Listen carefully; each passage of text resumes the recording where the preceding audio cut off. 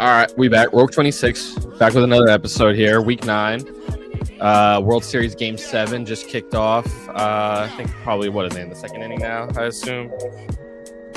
Yeah, I mean, as Zach just said, the World Series is on Game 7. Like, should probably turn this off and watch that, and then, like, come back to us tomorrow or something and watch this video, just to be honest with you guys. But, we're starting late because I was visiting my sister and hanging out with my nephew for Halloween and stuff, so that's on me. Fuck yeah, love that. How was the Halloween? What did you dress up as, your little nephew? He was the Cat in the Hat, and then my sister. Oh, very cool. My sister and brother-in-law were thing 1 and thing 2. Nice. I basically pulled something together at the last minute from the damages bin at work and was like a soccer goalie, and Maya was a soccer player too, so that was fun. There you go. I like that. Yeah, it was cool. I had like a big car repair hit me this week, so I was like, I'm fucking doing Halloween on a budget, you know? So I feel you. I didn't do shit for Halloween. I think some people in my office dressed up. Like, that's about it. Like, got some Chinese food with Christy, watched some television, just hung out, you know, like old people do. Do you guys watch like scary movies like throughout October? Are you one of those? No. Yeah, you're not a scary movie guy? Never really a scary movie guy. Like, I'll watch them. Like, I just, like, for some reason, ever since I was a kid, like, I always found scary movies funny. Like, I just feel like it's stupid shit. Like, I don't know. It's just like I have this bug. Like, I think I get it from my uncle who, like, when I first watched scary movies, he just would be laughing the whole time because it's so ridiculous what's happening. It's like, I just have this laughter about them now that I don't even think about them to watch them. I mean, I'm not into, like, the slasher kind of stuff, but like if it's like a good like suspenseful like I think the last good one I remember was like Amityville of Horror. I think I saw in theaters and shit like back in the day, like the remake. Me and Cassie watched Long Legs the other day. It was pretty good. Okay, Long Legs. Yeah, it's like I should have put a question on Hotz Corner that was Halloween themed. I didn't even think about it. Maybe I'll just add one quickly right now. That was like the moniker of a serial killer was Long Legs. He'd like leave like cryptic notes, and they had like a an FBI agent trying to like find him. It was pretty good. Okay. Yeah, A24. Not bad. A24 can't go wrong. All right, man. Let's get into it though. I mean, first of all, the Thursday game. I can't believe they fired Will Greer. Miami fired their GM finally, but didn't fire Mike McDaniel. I don't know what's happening. Interesting that he's going to stick it out probably for the season, just I guess for some sense of continuity. I know they're shopping Waddle. Ollie Gordon getting into it with his coach on the sideline. I saw after the fucking bullshit penalty they called on him and whatever, and just on the opposite accord. When Lamar's in the game, the Ravens are a good team. When Lamar's not in the game, the Ravens are a bad team. And it's like if you need a definition of MVP, there you go. To be fair, they have a little bit of their defense is back now. You know, Kyle Hamilton was out a few games. I think Matt UK might still be out, but they got a little healthier on defense. But yeah, obviously he drives the boat. But what my biggest takeaway, because obviously didn't record last week, is like even Lamar back this and that, but it's like it blows my mind the Atlanta Falcons continue to be the weirdest fucking team in the history of the NFL. Like, how did they give up 30 points to this Dolphins team, lose 30-0 to the Panthers, and like then beat the Bills? I don't know how Zach Robinson is employed. Like, I don't get it. 9 carries last week. 9. And the Miami Dolphins get run over by every fucking team that they play. And Derrick Henry hasn't had over 40 yards in a game in the last 5 games. Then he plays the Dolphins. What happens? He has 120 yards rushing. It's like, how do the Falcons figure out a way to lose so creatively every time they play these teams? They're one of those teams. They play up to teams. They play down to teams. It's just like, just hand the ball off. You have 9 handoffs to fucking... And not just lose, but get murdered. I think it's like a combined score of 61-7 versus the Panthers and the fucking Dolphins. Like, how does that happen? Like, I get like getting surprised and they get you, like, but there's no reason that they should be on the field with these guys. Like, it shouldn't even be a fucking game. And it's like, I don't know. I just had to shit on the Falcons quick. Before we get started, I have like a tangent I need to go on. It's completely unrelated to sports, the show. But I just like need to get this like thought off my chest or whatever, just anecdote. So I'm at the dog park, and I with Maya. She's fucking a big fucking Belgian Malinois, fucking big old. Give me my ski.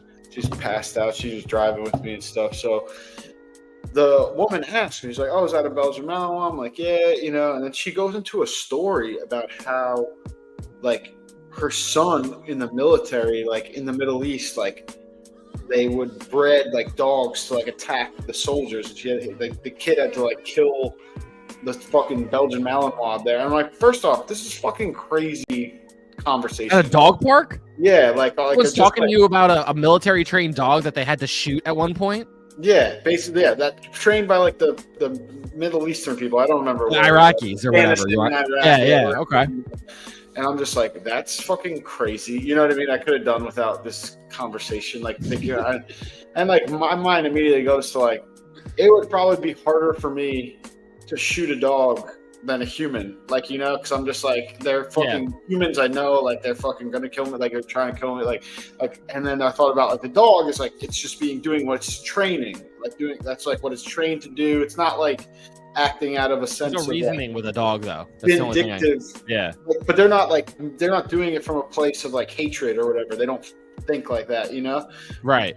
And then I thought a little level deeper later in the day, and I was like, well, I guess by that exact same logic, people in the Middle East are trained too, conditioned, and like all those people are jihadists. They're indoctrinated from like 8 years old. They go to terrorist school, whatever you want to call it. Yeah, is it any? And I was like, is it any different, really? Like, like, is it any different than it was just a crazy, like, obviously.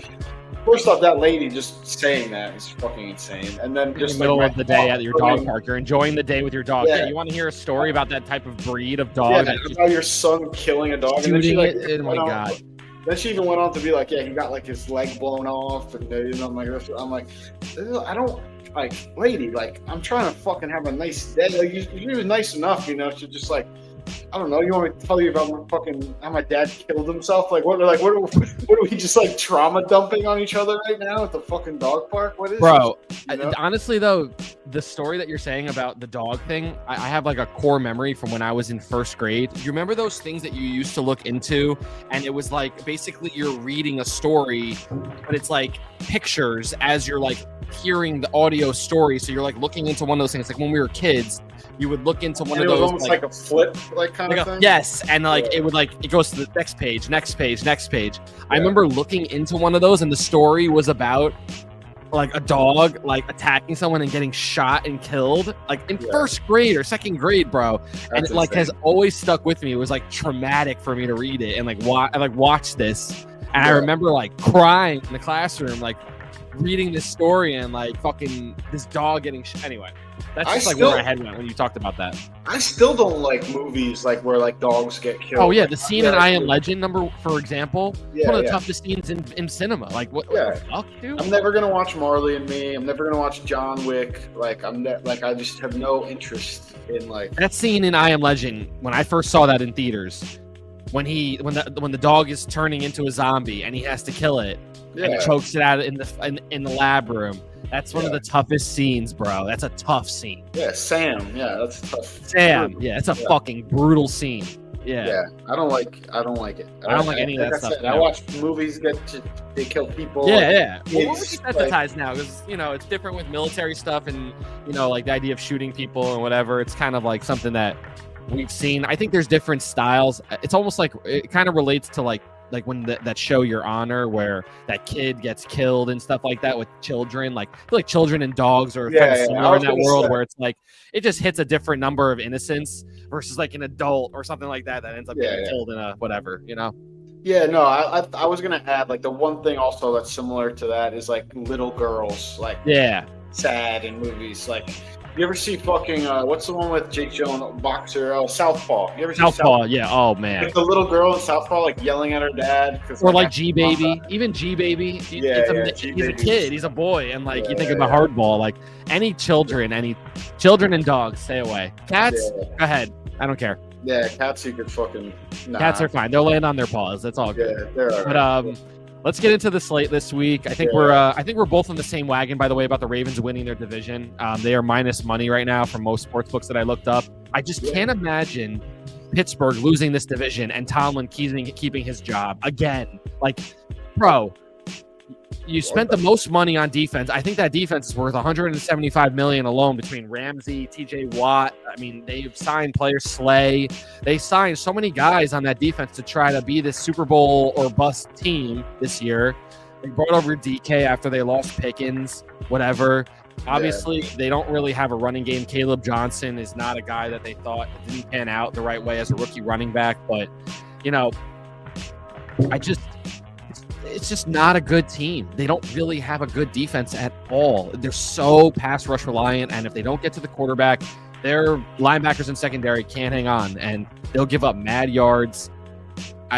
Rodgers throw 3 touchdowns a game. It's just not where he's at in his career. He can do it, but the picks might come now. Like the game that he had 4 touchdowns, where I spot started him 2 weeks ago, he had 2 interceptions in that game, bro. I know one of them was like ripped out of DK's hands, and it was a crazy play, but like still, like I don't like that team.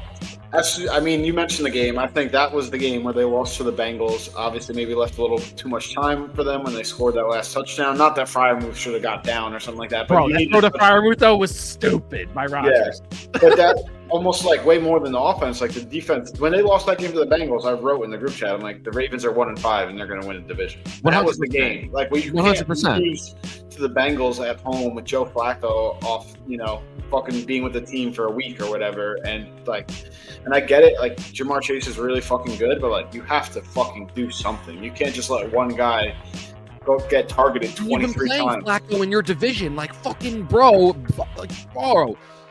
Yeah. Tomlin's been playing Flacco for how long? What the fuck?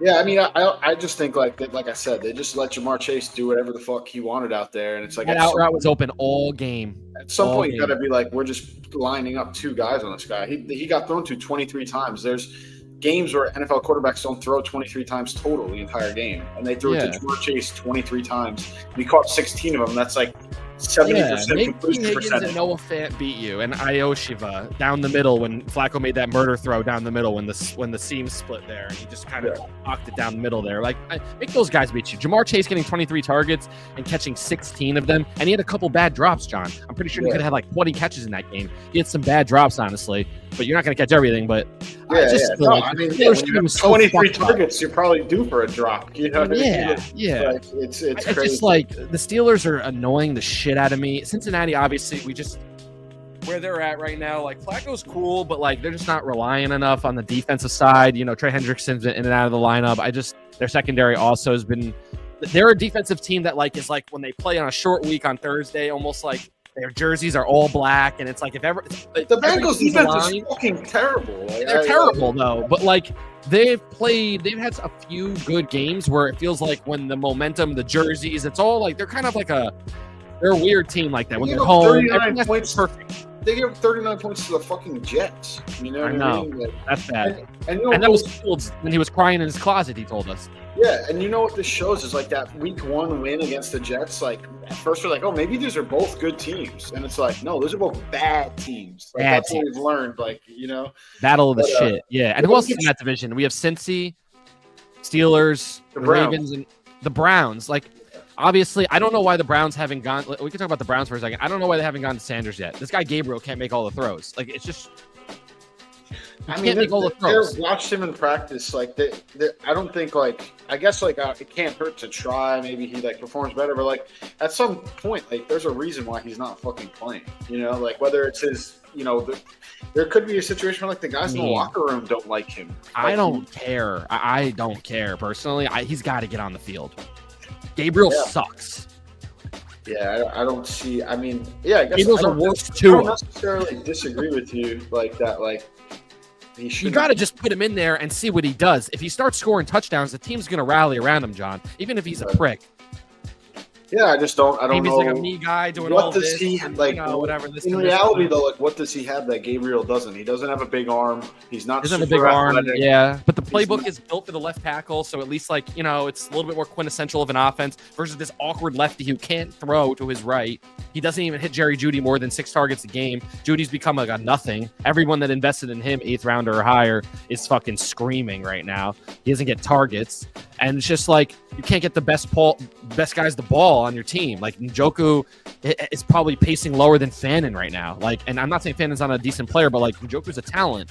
He should be able to get some targets during the game. Like, I don't get that team. Anyway, let's just get into the slate. We'll get to this game. I mean, like I was gonna say, like the Browns are on a bye this week, but we can like just start with the Steelers. They're playing in the 1 o'clock window. That was good. They're plus 3.5 at home against the Colts. Colts looking legit, obviously as fuck. And the over-under is 50.5. I think that's probably a good play, but it's minus 120, so it's one of those kind of like juiced up lines. But yeah, I mean, where I'm at with the Colts is just like until they prove me otherwise. Like this team is just damn good at football, and Jonathan Taylor, MVP candidate. It's just like stupid at this point. Yeah, I mean, their offensive line is just fucking dominating people. I mean, they're right there. It's probably, if not the best offensive line in the league. Like, I think the Eagles have taken a bit of a step back, if I'm being honest. So I would put them as the best offensive line in the league, the Colts. And they're just moving people, and their defense playing sound. And like you said, Jonathan Taylor's a superstar. Pittman, Warren, Daniel Jones just, making all the plays. It's tough to bet against him right now. I really like Steichen as a coach. This does feel like a super weird spot, though. It's a weird matchup. It's in Pittsburgh. It smells a little bit, but I'll be clear, man. Like, until I'm proven otherwise, I don't trust the Steelers defense. And if JT can just keep himself going again, like, bro, Daniel Jones is not going to be afraid. He has all the confidence in the world. Everyone on the team is rallying around him and believing him. He just got that crazy contract on. He just got paid last week, like $200 million on the extension. So he knows he's good there now. It's not some bullshit anymore. And I think Josh Downs is going to play. So you got your full receiving core with Josh Downs, Alec Pierce, and Michael Pittman. Pittman's become a touchdown hog. Every fucking week, this dude's scoring. Tyler Warren's the best tight end in football. I mean, bro, the stars have a line for this team. Definitely a strong team. And I think like the sentiment of like it could be a weird spot, but like until proven otherwise. Yeah, exactly. Yeah, just like I'm not betting against them until they give me a reason to. So, I mean, I don't know if there's anything else you want to add to this. No, game. Nothing else. No real injury. I think Pat Surtain's going to be out. That's about it. And Marvin Mims is. Oh, excuse me. That's the other game. So we can get to that game actually after. Sorry, I went up a little bit. No, you're fine. Yeah, no real injuries of note. Jabril Peppers is out. That's nothing real. Nothing. Nothing. We're good. Yeah. We can move on to the Denver-Houston game, though. I want to talk about that game a little bit. Super trappy for Denver. I feel like Houston's actually favored minus 1.5. Yep. Pat Surtain, as mentioned, is going to be out. Marvin Mims is going to be out. Those are the main two injuries. Schultz is supposed to play. That's about it. I mean, Houston looked better last week. I think if they keep incorporating Noel and Higgins, and now you get Kirk and Nico back this week. Woody Marks looked really good last week, and he's off the injury report. He looked really good. I got a full dosage of that from Rob in the flex there. I mean, Houston's defense is really strong. I mean, that's their state. That's their thing that they rely on, obviously, with D'Amico. I mean, I don't know. It is a weird game because what's his name's been balling too. Yeah, I mean, last week Stroud looked really good last week, but it just seemed like there was no pass rush on him all game. And I think like this Texans O-line is going to have a lot more of a hard time holding up against the Broncos pass rush and defensive. Yeah, front Benito and those guys, Cooper. Yeah, Benito, Cooper. They just have way better defense, even without Surtain. I think they'll be able to. Yeah, they got guys. They'll be able to be up pretty well. I think with Riley Moss still, a very good corner in his own. That was right. a bullshit call against the Giants last week. We'll take it, but he got that bad penalty last week. Yeah, that was pretty junk. brutal. Yeah, that was junk. Yeah, that was I think it was a couple weeks ago now, right? That happened. Was that? Well, the Giants played Philly last week. You're right. That's 2 weeks ago. You're right. Yeah. We didn't have record. It's all good, but the Texans defense is good though too. Like really good. So it is a tough little spot. I mean, the over/under is only 40.5. So that's like obviously telling you something right there. And the Broncos have been scoring a ton of points against a bunch of different teams. I got the over there big time, bro. I think. Denver gives up points. They give up points to the Giants. Like even Jackson Dart, is able to get points on that team. And I think that Denver's defense is going to get home. for sacks. They lead the league in sacks by like 10 sacks, as we know, but their secondary is still suspect. And then you remove Surtain. Like, I think Nico could have a nice big day. They don't really have a one to cover him, so I could see a lot of targets for him. I kind of have the over. I have the over there for sure. I love the over in this game and a lot. Juice too. It's only minus 102 at 40.5. Like the under 40.5 is minus 118. Yeah. I mean, the over's tough. The only thing is like it's kind of dependent on like who gets out to a lead early. If it is one of those games where the Broncos have to come back, similar to the Eagles game or the Giants game, over's good. Yeah, it looks good. But if like the Broncos get up early and the Texans have to abandon the run and like 28-10, you lose on the over. Yeah, I got you. Yeah, or 24-10. Like I don't see the Texans defense giving up 28 points. Like obviously it could happen with like good special teams play, defense, like or just great offense. It could happen, but I don't see the Broncos scoring 28 on the Texans defense. I also think that the Broncos are like they got some good shine from RJ Harvey last week with the three tuds. You know, even though it was on limited touches, I think they're starting to figure out how they can incorporate him with J.K. Dobbins still being the bell cow. So I think as we're going along, this Denver offense is like taking shape. Troy Franklin with 2 touchdowns last week too. You know, Sutton doesn't have to be the main guy, and they still get up 40 points on the teams. Like even when Sutton is so Singletary is going to be on Sutton, and obviously the Cowboys defense is already super bad, and then we're super hurt. Like last week, they were playing against practice squad guys. I mean, yeah, and Sutton didn't really go off in that game because Bland was all over him. But it's the other guys that were going off actually the whole game. Yeah, we'll see. The Texans have a good little squad on defense. I mean, I think I like the Broncos here plus the 1.5 or just the money line if you want to get a little. Definitely just love the over for me. Yeah, I wouldn't touch the game. Game's too finicky for me. Let's move to the Bears and the Bengals. It's a trappy game for the Bears for sure. They're favored on the road. I actually love the Bengals in this situation for some reason. Even though Trey Hendrickson is going to be doubtful, I still don't care. I think the Bears are – I don't know, actually. I mean, you know, Monangai, you know, that's your boy. I think that this could be a big spot for him to take the reins of the actual offense. He's been getting incorporated more and more as the weeks have gone, even with Swift being the main guy. And so Swift and Burden and Roschon Johnson are all going to be out, which is going to be – it's just going to be Monangai the whole game. Flacco was limited all week on the shoulder thing, so something might be cooking over there with his shoulder. Maybe just he has what is that called? Where like you're just throwing a lot and you have like the AC joint, the sprain AC joint thing, or just like a there's a worn out shoulder. Like there's like a phrasing for that in sports, like where you have like a tired arm or whatever, just like a shoulder soreness. I don't know. Yeah, it's like there's like a phrasing in baseball. Maybe I think I'm thinking about, but anyway, like yeah, he just has like thrower's arm. From what I was reading, so that might hurt them a little bit. Good old thrower's arm. Yeah, something like that. I don't know the phrase, but anyway, no, you're fine. We got nothing. But I do think that you know the Bears, if they run the ball, great. If Caleb is throwing too much in this game, that's where they can get into some trouble. Yeah, I mean, I just don't see how the Bengals are like. I shouldn't say I don't see it. I just think unless the Bengals like get out to a lead and like kind of force them into a throwing situation, like get a touchdown, get a stop, get another touchdown, like it would be.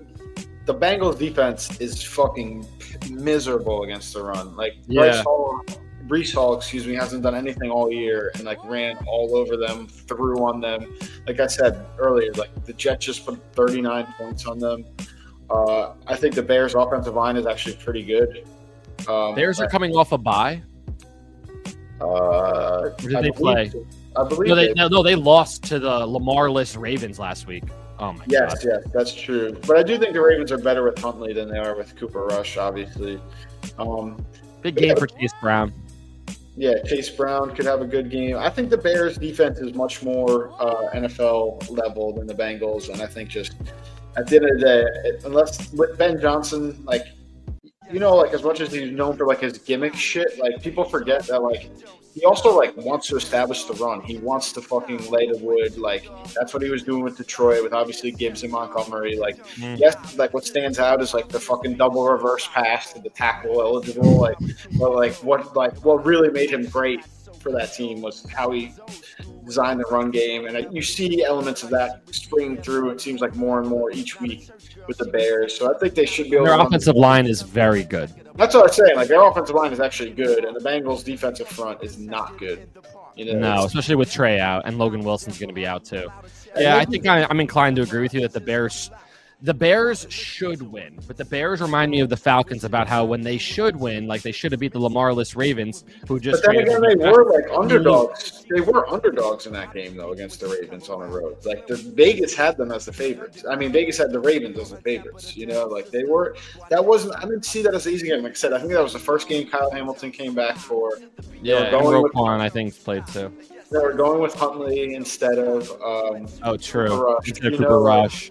Like because they saw Tyler Huntley at the end of that other game, like, our offense actually looks like something normal. Like, it resembles an NFL offense. So, I mean, it's not a good loss by any stretch, but it's like I also don't think the Bears are fucking great by any stretch of the imagination. I just think the Bengals are like really fucking bad. Maybe they need a Herculean effort from Chase Brown and Jamar Chase and Joe Flacco. Like Chase. On a week-to-week basis, that's what it's going to take. Like those guys put in a Herculean effort last week against the Jets, and they still fucking lost.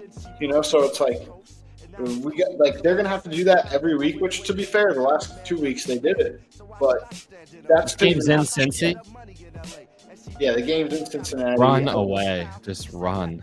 Oh, my God. I just think also Chicago and Cincinnati aren't that far. Like, there'll be a lot of Bears fans there, I'm sure.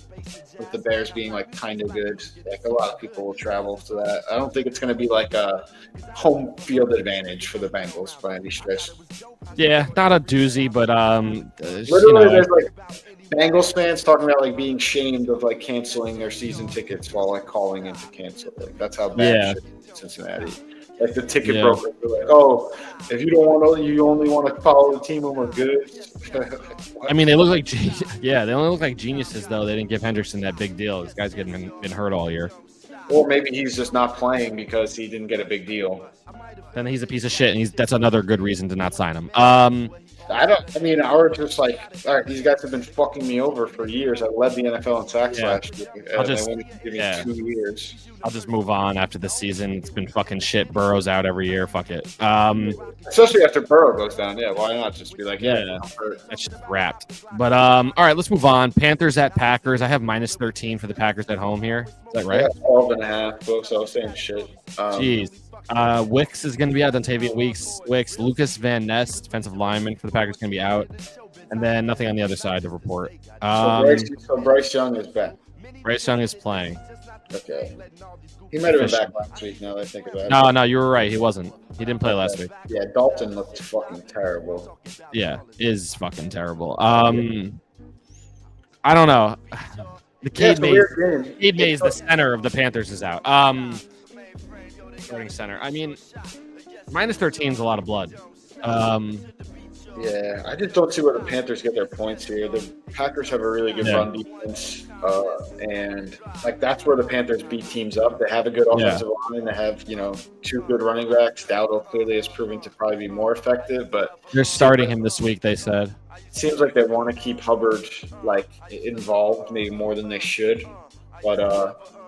They won a few close ones against Miami, and they beat Dallas, a close one. The Jets, they beat by a touchdown. That was also a close game. And then they got hammered by Buffalo. Maybe came back down to earth there and realized this is also in Green Bay. Yeah, I'm all over. They also got absolutely fucking murdered by the Patriots. Yeah, I think the Packers actually cover here. Yeah, I mean, it's going to, like I said, I just don't see where the Panthers score. And then defensively, I think that the Packers will be able to run the ball. And I think Jordan Love will be able to get off a little bit. Tucker Kraft is, showing one of the elite tight ends in the league. And I just think that I just don't see where the Panthers get their points here, unless Bryce Young can make some big throws. Other than that, I just think the Packers kind of cruise. Panthers might hold them a little bit, but I could see 28-10, something like that in that range. Yeah, I think I'd agree. I like the under 43.5. Like I said, I just don't see how the Panthers are going to put up points, but it's the fucking NFL and crazy shit happens every week. So yeah, and I also just think that Dowdle is a good player, and the Packers front is more pass rushy, and without Van Ness in the middle there, I don't know if they're going to be as good against the run this game. Quay Walker's questionable. McManus is questionable too. Their kicker. That's interesting. Packers are going to win the game, but it could be weird. It could get weird, and definitely the over smells to me actually. Yeah, I mean the over. I don't know. The over's tough for me, but anything with Bryce Young and picking overs is bad. That's a rule of thumb. I would say. I like that. I think this week so far, nothing's really screamed off the page. Nothing. I think the over on the Houston game. That's my favorite bet so far. Houston versus Denver. Minnesota at Detroit. Detroit here. I got -8.5. That's what I got. Yeah. Okay. Kirby Joseph's going to be out. That's huge for the Lions. Malcolm Rodriguez, their linebacker, too. So 2 guys on defense are out for them. And then just the fullback on the Vikings, CJ Ham, is out. McCarthy, if I'm not mistaken. Who? JJ McCarthy's playing, if I'm not mistaken. JJ McCarthy is starting. Andrew Van Ginkel is also questionable. Sorry. Yeah, I don't know. JJ McCarthy, the Lions should win this game. The Lions should win it handily, in my opinion. Minnesota has looked not the same this year, and I think the continuity of the quarterbacks being in and out and the styles are so different. JJ and Wentz are very different quarterbacks to me, and I think JJ's going to try to be more quintessential in the offense, and Wentz is trying to make the biggest play on planet Earth every single time he hikes the ball. Every play is the last play of his life. It's the best. They've had 1 quarter of good quarterback play the entire season, and it's the 4th quarter against Atlanta. That's the only quarter of Atlanta. Yeah, that's the only good quarter of quarterback play we've seen from the Vikings all season. They got both running backs in this game, Mason and Jones, but Mason looked terrible last week. I mean, the offensive line, I'm not loving. Minnesota's offensive line has not been good. It's probably been very hard to block for guys like Wentz, though. I have to give concession there. He's not a quintessential quarterback. Guy's scrambling every 5 seconds. Yeah, Carson sucks. Left hand. But their offensive line, the Vikings' offensive line has been beat to shit all year, too. Darisaw is questionable again for the offensive line I see here. Yeah. I know they lost O'Neal and one of the guards in the same game when they were in London. Darisaw was the guy they lost in that game, but he's supposed to play. He's the left tackle. He's supposed to play this week. He's questionable. We'll see. Yeah, O'Neal's the right tackle. But yeah, I mean the Lions. I have a take about the Lions and specifically their defense. After seeing Aaron Glenn with the Jets and seeing Kelvin Shepard take over this defense, I think there's an argument made. I know that Hutchinson was hurt last year. I'm not just talking about last year. I'm talking about over the last few years. Their defense looks better now than they've ever looked with Aaron Glenn. Healthier, but still better, yeah. But even when they were healthy with Aiden Hutchinson 2 years ago or whatever, I still think this defense is the best I've seen them play. And 2 years ago, they didn't have Malcolm Rodriguez wasn't on the team yet. He was a rookie the same year as Aiden Hutchinson. Who, Malcolm was? Yeah, they were on the same Hard Knocks. Oh, yeah. You're right. I thought he was the draft before for some reason. Yeah, you're right. Okay. Even their guys. 3 years in, you're in your 3rd year, you're kind of grooving. Hutchinson just got paid too. I saw actually a lot of money, right? The Shepard's first year on the defense, and like I said, also the evidence lies with the Jets. The Jets defense was much better the last couple of years. Yeah, not last year, 2 years ago for sure. Last year wasn't great, but they're not as bad as they are this year. Last year they were terrible. I don't know. I have to look that up. Let me see. I bet you're right, but they're both bad. Jets defense 2024 ranking. Let's see here. I'm just going points allowed per game. So I always will go by score. 19th last year. Oh, yeah. Total points allowed is 20th for the Jets last year. They're 29th right now. They're giving up 27 points. Yeah, all right. So then, yeah. Okay, the only team they're worse than is Tennessee, Dallas, and, of course, Cincinnati, who's dead last. How the hell is Dallas, bro? Jesus. Their defense is terrible. I mean, I don't understand what hockey. And they're in games. They're in these games. But Dak has to play. Kenneth Murray is the worst linebacker I've ever watched. I distinctly watched for him last week because you keep talking about him on the pod, and I just Dude, he doesn't come downhill ever. He fucking pitter patters his feet. It's crazy. And I've never seen someone, the most unsure linebacker I've ever seen, making decisions. Just fucking waits like 7-8 yards down the field, and like maybe the guy's basically on him, and he's still not deciding to like enter the play. Like it's the young guys are at least running in the wrong direction. Yeah, I love Overshown's attitude. He's just undersized, but I love his game. Well, he still hasn't played yet this year. I know he's supposed to play last week. I saw. He was great for you guys last year. That's what you guys are missing. I like Overshown. I mean, Leofau, I think, is an idiot, but at least he plays hard. Shamar James is probably our best linebacker right now. No one thought would be anything, and at least he comes downhill. Like Kenneth Murray, I don't even know who he is. Where's Shamar James? Who is that? He was drafted from Florida, or undrafted maybe, in either late round or undrafted in the last couple of years. That kid's got a motor. I saw him last week. He's good. They traded for Sanborn from fucking Chicago with fucking. He was there with Dweeberflus or whatever, and fucking this guy fucking doesn't know how to fucking play football either. I'm like, what are we doing? What in the world? Like, Eberflus's eye is just. Okay. And Eberflus fucking stinks, dude. We should have promoted fucking Al Harris. Yeah, we talked about that years ago. Yeah, bro. That was in the cards too. I think Al Harris is the D coordinator, someone else now. Let me look that up real quick.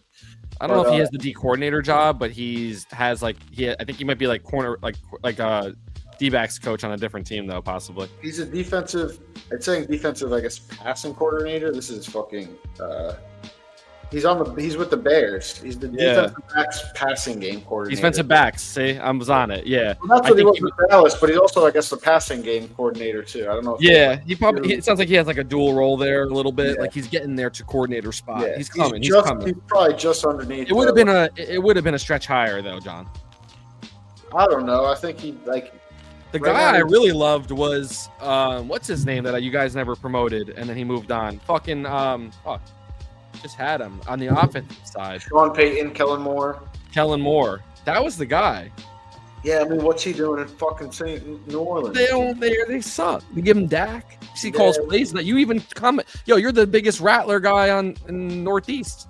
Yeah, no, Rattler I was wrong about. I think I'm ready to take back that take. I think I said he would be a starter in the NFL. You weren't necessarily wrong. I'm complimenting you because in my head, okay, so yeah, they didn't win games. It wasn't equating to winning football. Fair. Yeah. But he's better than that team sucks, and he was actually making some plays. Yeah, he had them in games. He was better. He was out the whole year. Taysom Hill out the whole year. You got what's his name? The running back is out for the year with the ACL. The backup running back. So they only have Kamara, who's like in and out every fucking other play. So they have to start using fucking Devin Neal. Yeah, whatever his name is.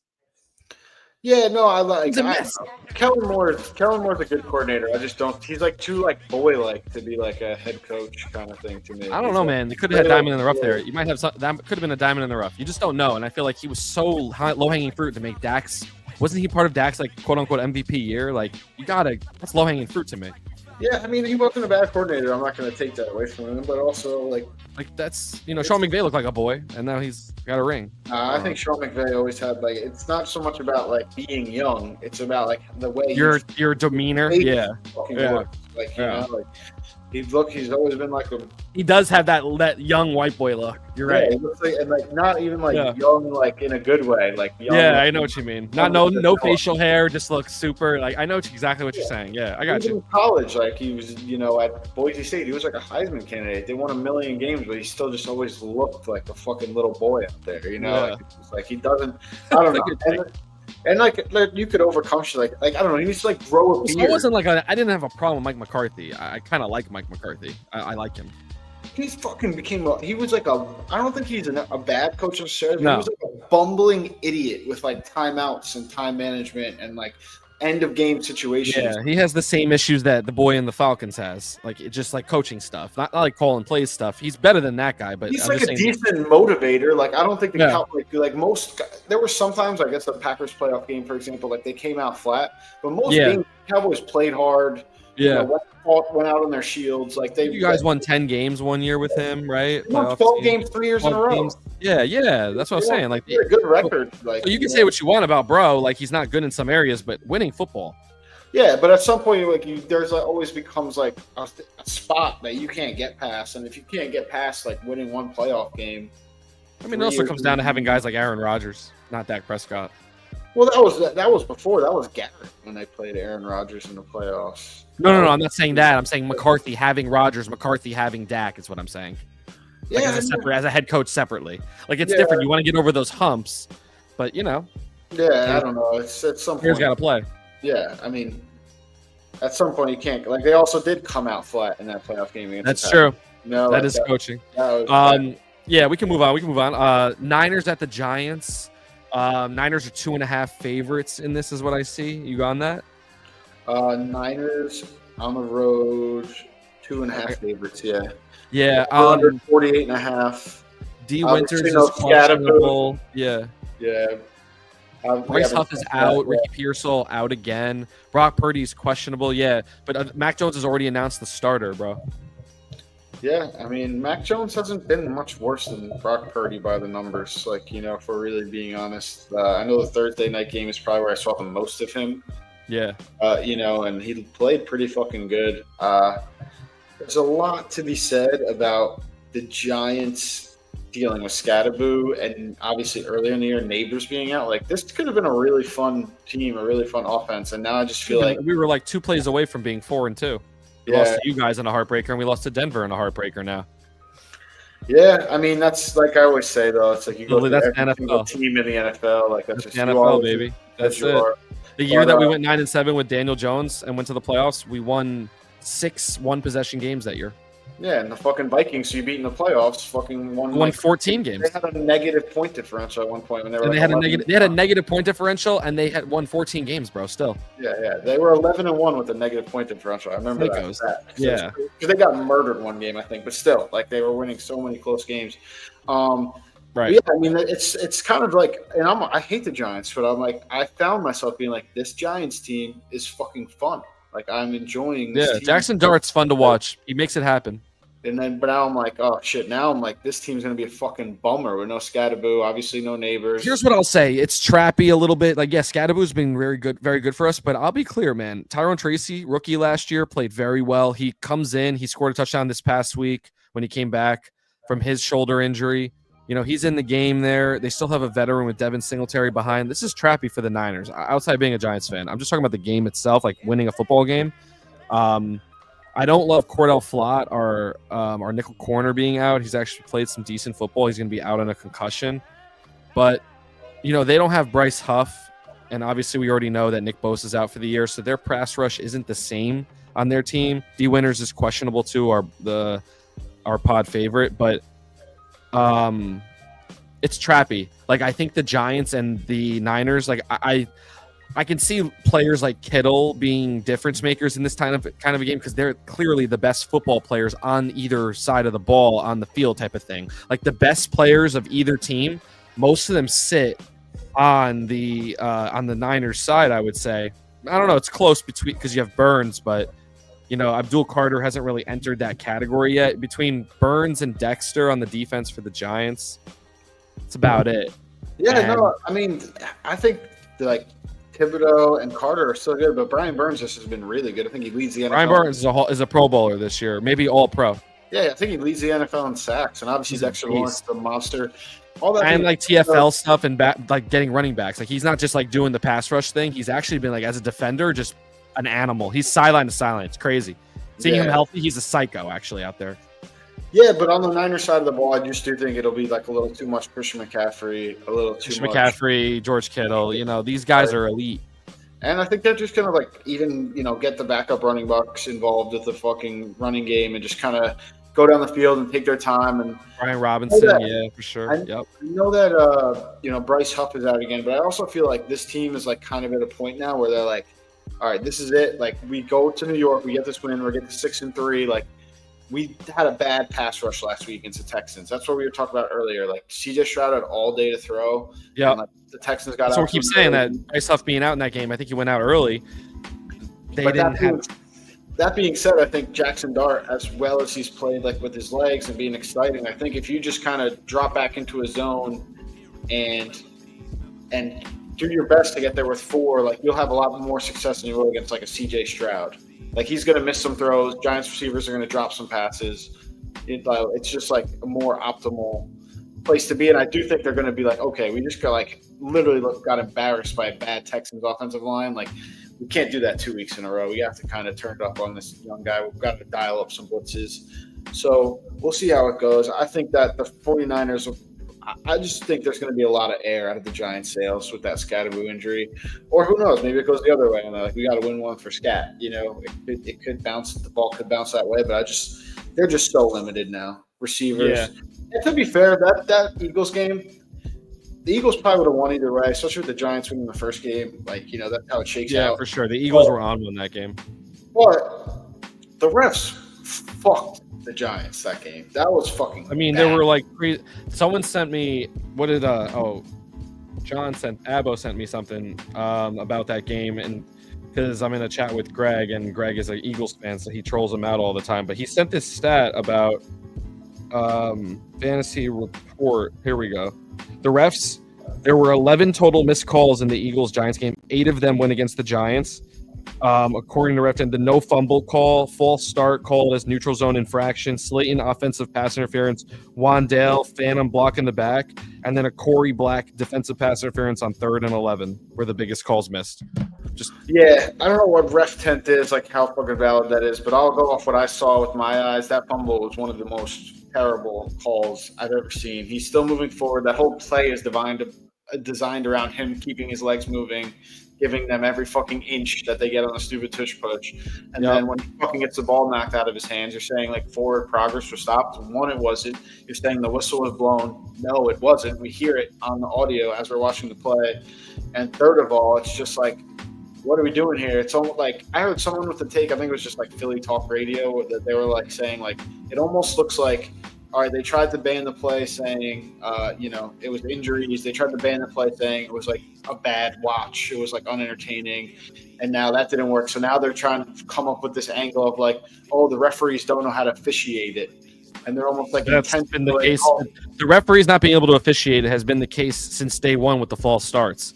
Now it's getting but no one ever talked about it. These past couple of seasons when it went up to a vote. Mainly it was just a bad watch, and it's not a football play was the name too, I heard. And it's the injuries. People were trying to say it's like I guess. I guess. Well, I'm telling you, if you look up articles from that, I'm not making that's like the most common thread. All right. What they were saying. They weren't saying any of this referee can't officiate it until this. Right. Now they're saying this because like I think they want this play out of the game. But the refereeing thing, the false start thing has been a problem forever.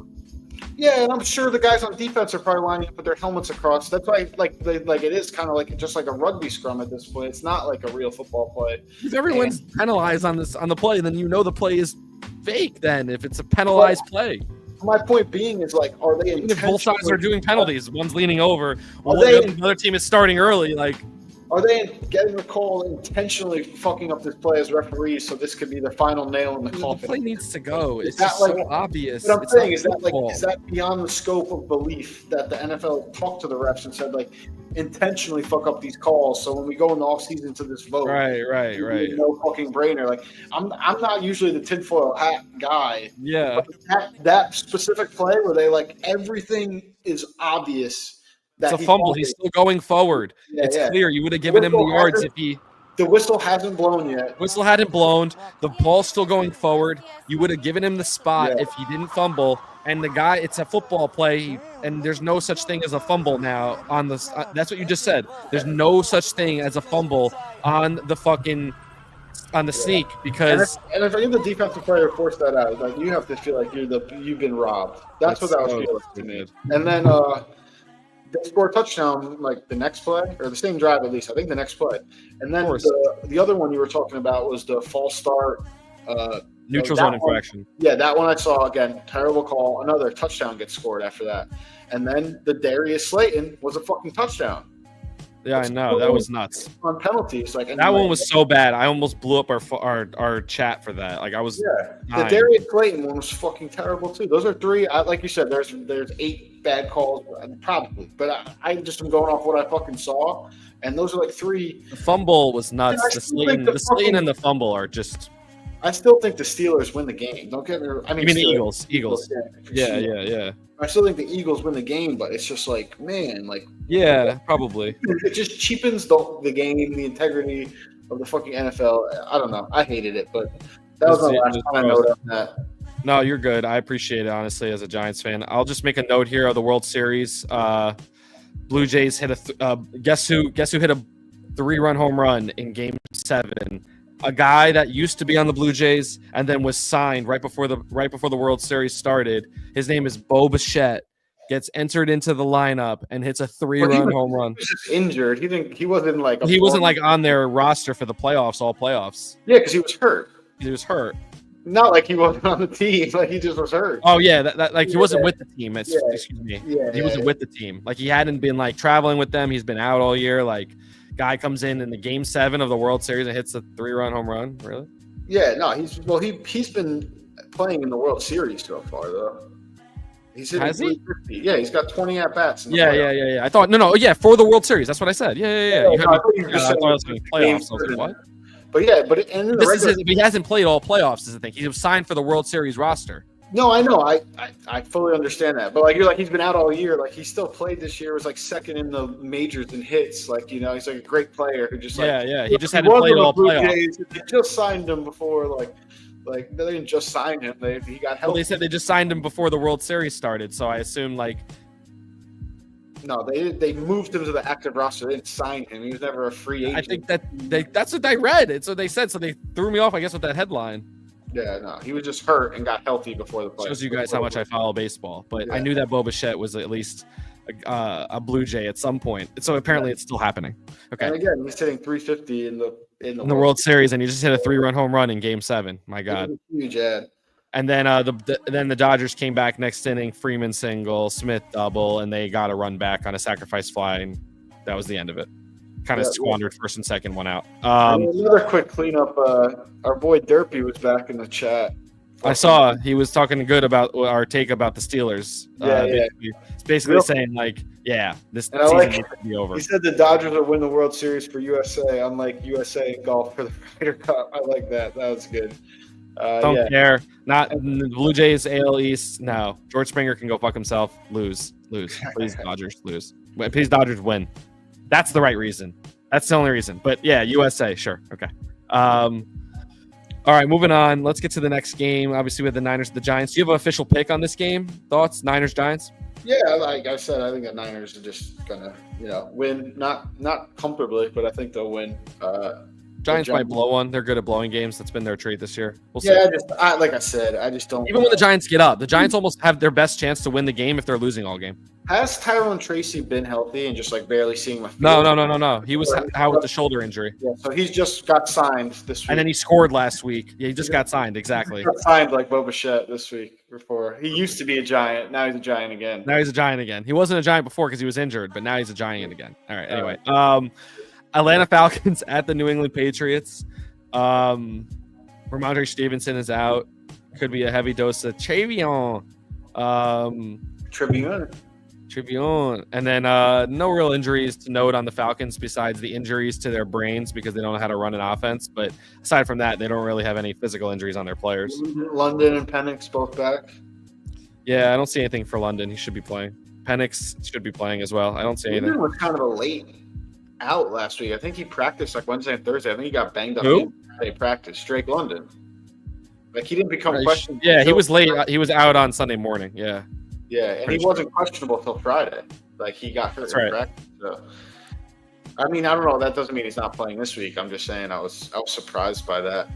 Yeah, both are back. Yeah, officially. Jermaine writes Drake London is out and then leaves him in his lineup. I don't even know how you do that. Leaves him in his lineup. He's a Falcons fan. How do you not go immediately to the text of he's out to your fantasy lineup and take him out? Before you even write the text, you should. Maybe he's smoking a blunt because he's sad and he's just sitting there and dazes off about it. He's like, oh man, Drake, and just wallows in it versus actively changing his fantasy team that he clearly knows is over. Yeah, I mean that his team is. It's essentially a concession.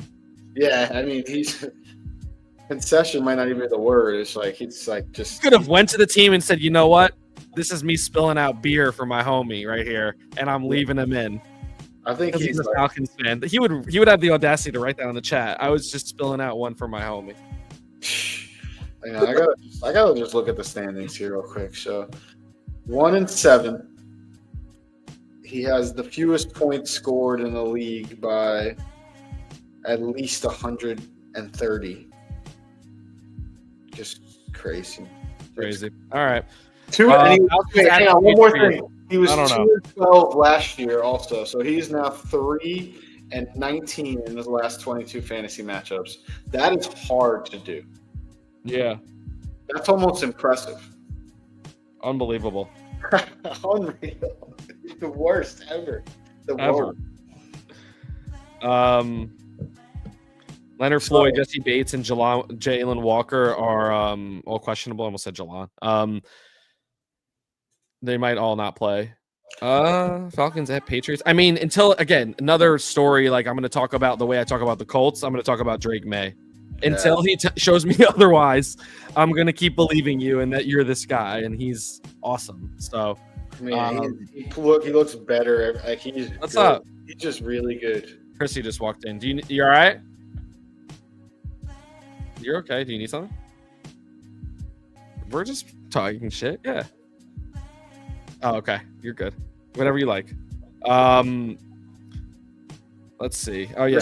Drake May. You believe in Drake May? Yeah, I just believe in Drake May. I think that they'll cover this game. I think Falcons don't know who they are, and until they start figuring that out, I'm not going to trust them. Even if Penix is back, I think he's still hurt a little bit, and like. Or is this a situation like the Bills game? Because they're going to beat them, right? The Falcons are going to win this game, right? Yeah.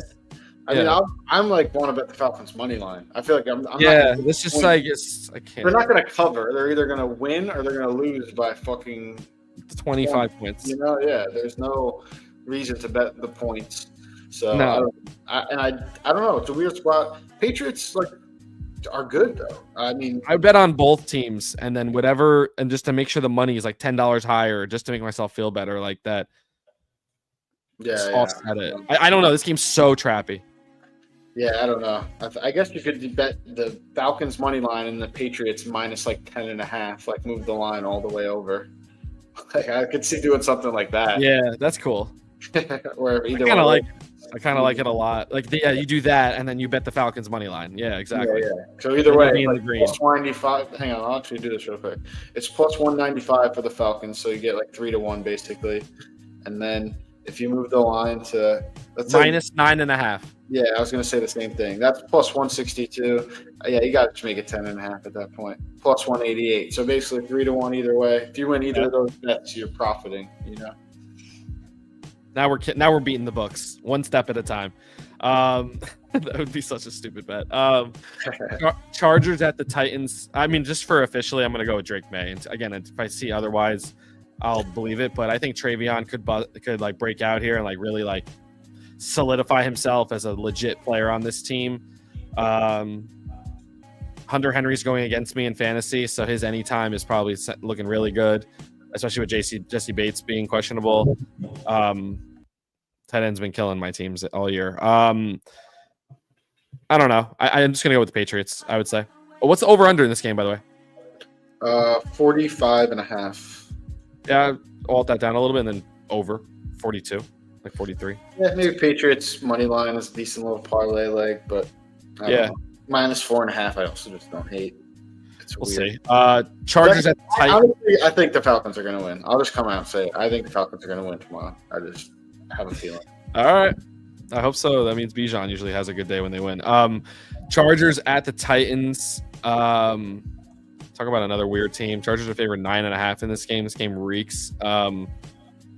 I don't know, man. Titans fucking stink, dude. I don't know. Titans stink, dude. And Arden Key and Calvin Ridley and Jeffrey Simmons are all out. Oh, yeah. Give me the Chargers by 100. Did you hear what I just said? Arden Key, linebacker / pass rusher, Calvin Ridley, and Jeffrey Simmons in the middle are all out. And Xavier Woods at safety, out. I forgot Calvin Ridley existed. What has he done all season? He doesn't do anything. He probably is gambling.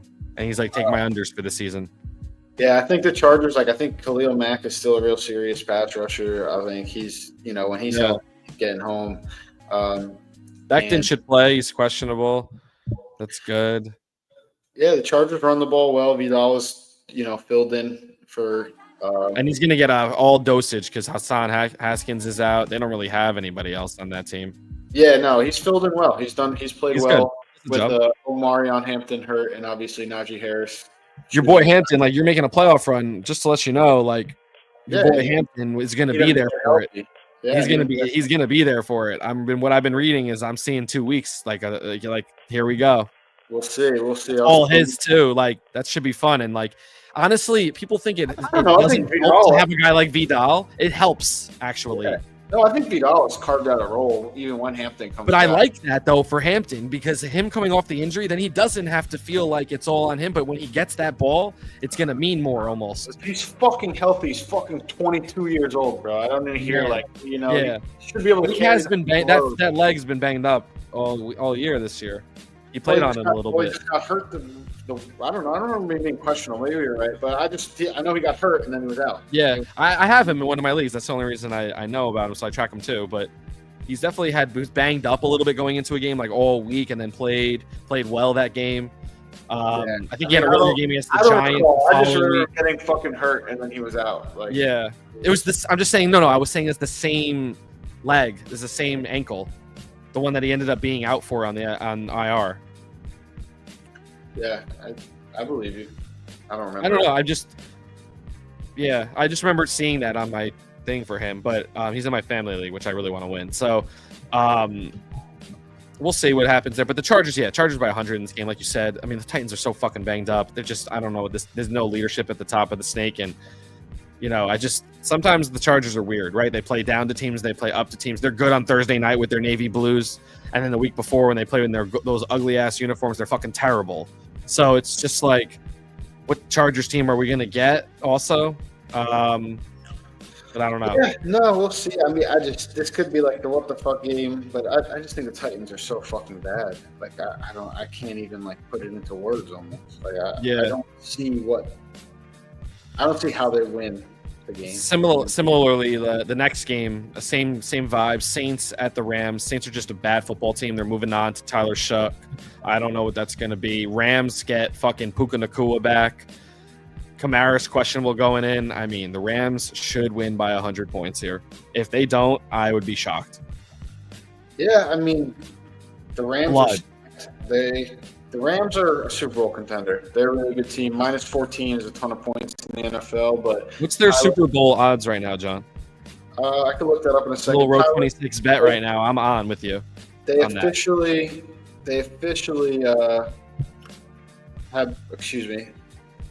have benched Spencer Rattler. They're going with Tyler Shough. Yeah, Tyler Shough. So we'll see. I don't know what he's going to have for the Rams. The Rams are plus 950 to win the Super Bowl right now. I'd throw a little. I don't hate that at all. Plus 950. Let me get that actually. All right, let me know what you want to put on it. I'll throw it on for you. All right, cool. My Super Bowl future right now might be the Patriots at plus 2,800. No chance. Not good enough on offense. Not enough weapons. Nope. Not having it. The offense is fucking good, dude.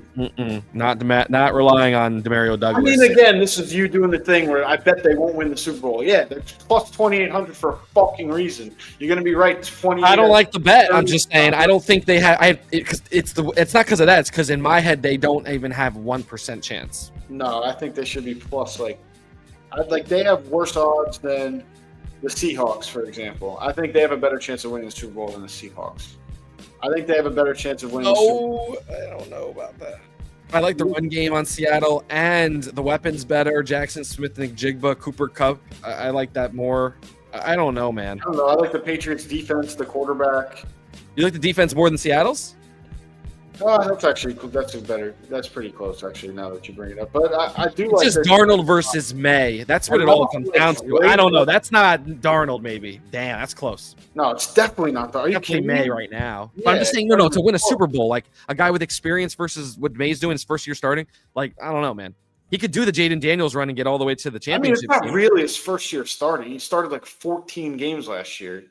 Like, it's not like I guess starting in with Mike Vrabel, like in terms of like, I don't know. Yeah, I mean, Mike Vrabel is one of the other. It's a new team. It's a new team. Seahawks. Was Josh McDaniels even his OC last year? No, that's what I'm saying. It's a whole new team. But he's way better. Yeah, way better. No, we agree, but what I'm saying is that like it's worse. No, what I'm saying is like it's his first year maybe in a real offense. Right, and it's Sam Darnold's first year in Seattle and Cooper Kupp and all these people. Sam Darnold did well last year with Minnesota. Yeah, and Josh McDaniels won fucking 5 Super Bowls as the OC, but now you're like, oh, it's a new OC. It's fucking worse. Yeah, no, it's better, is what I'm saying.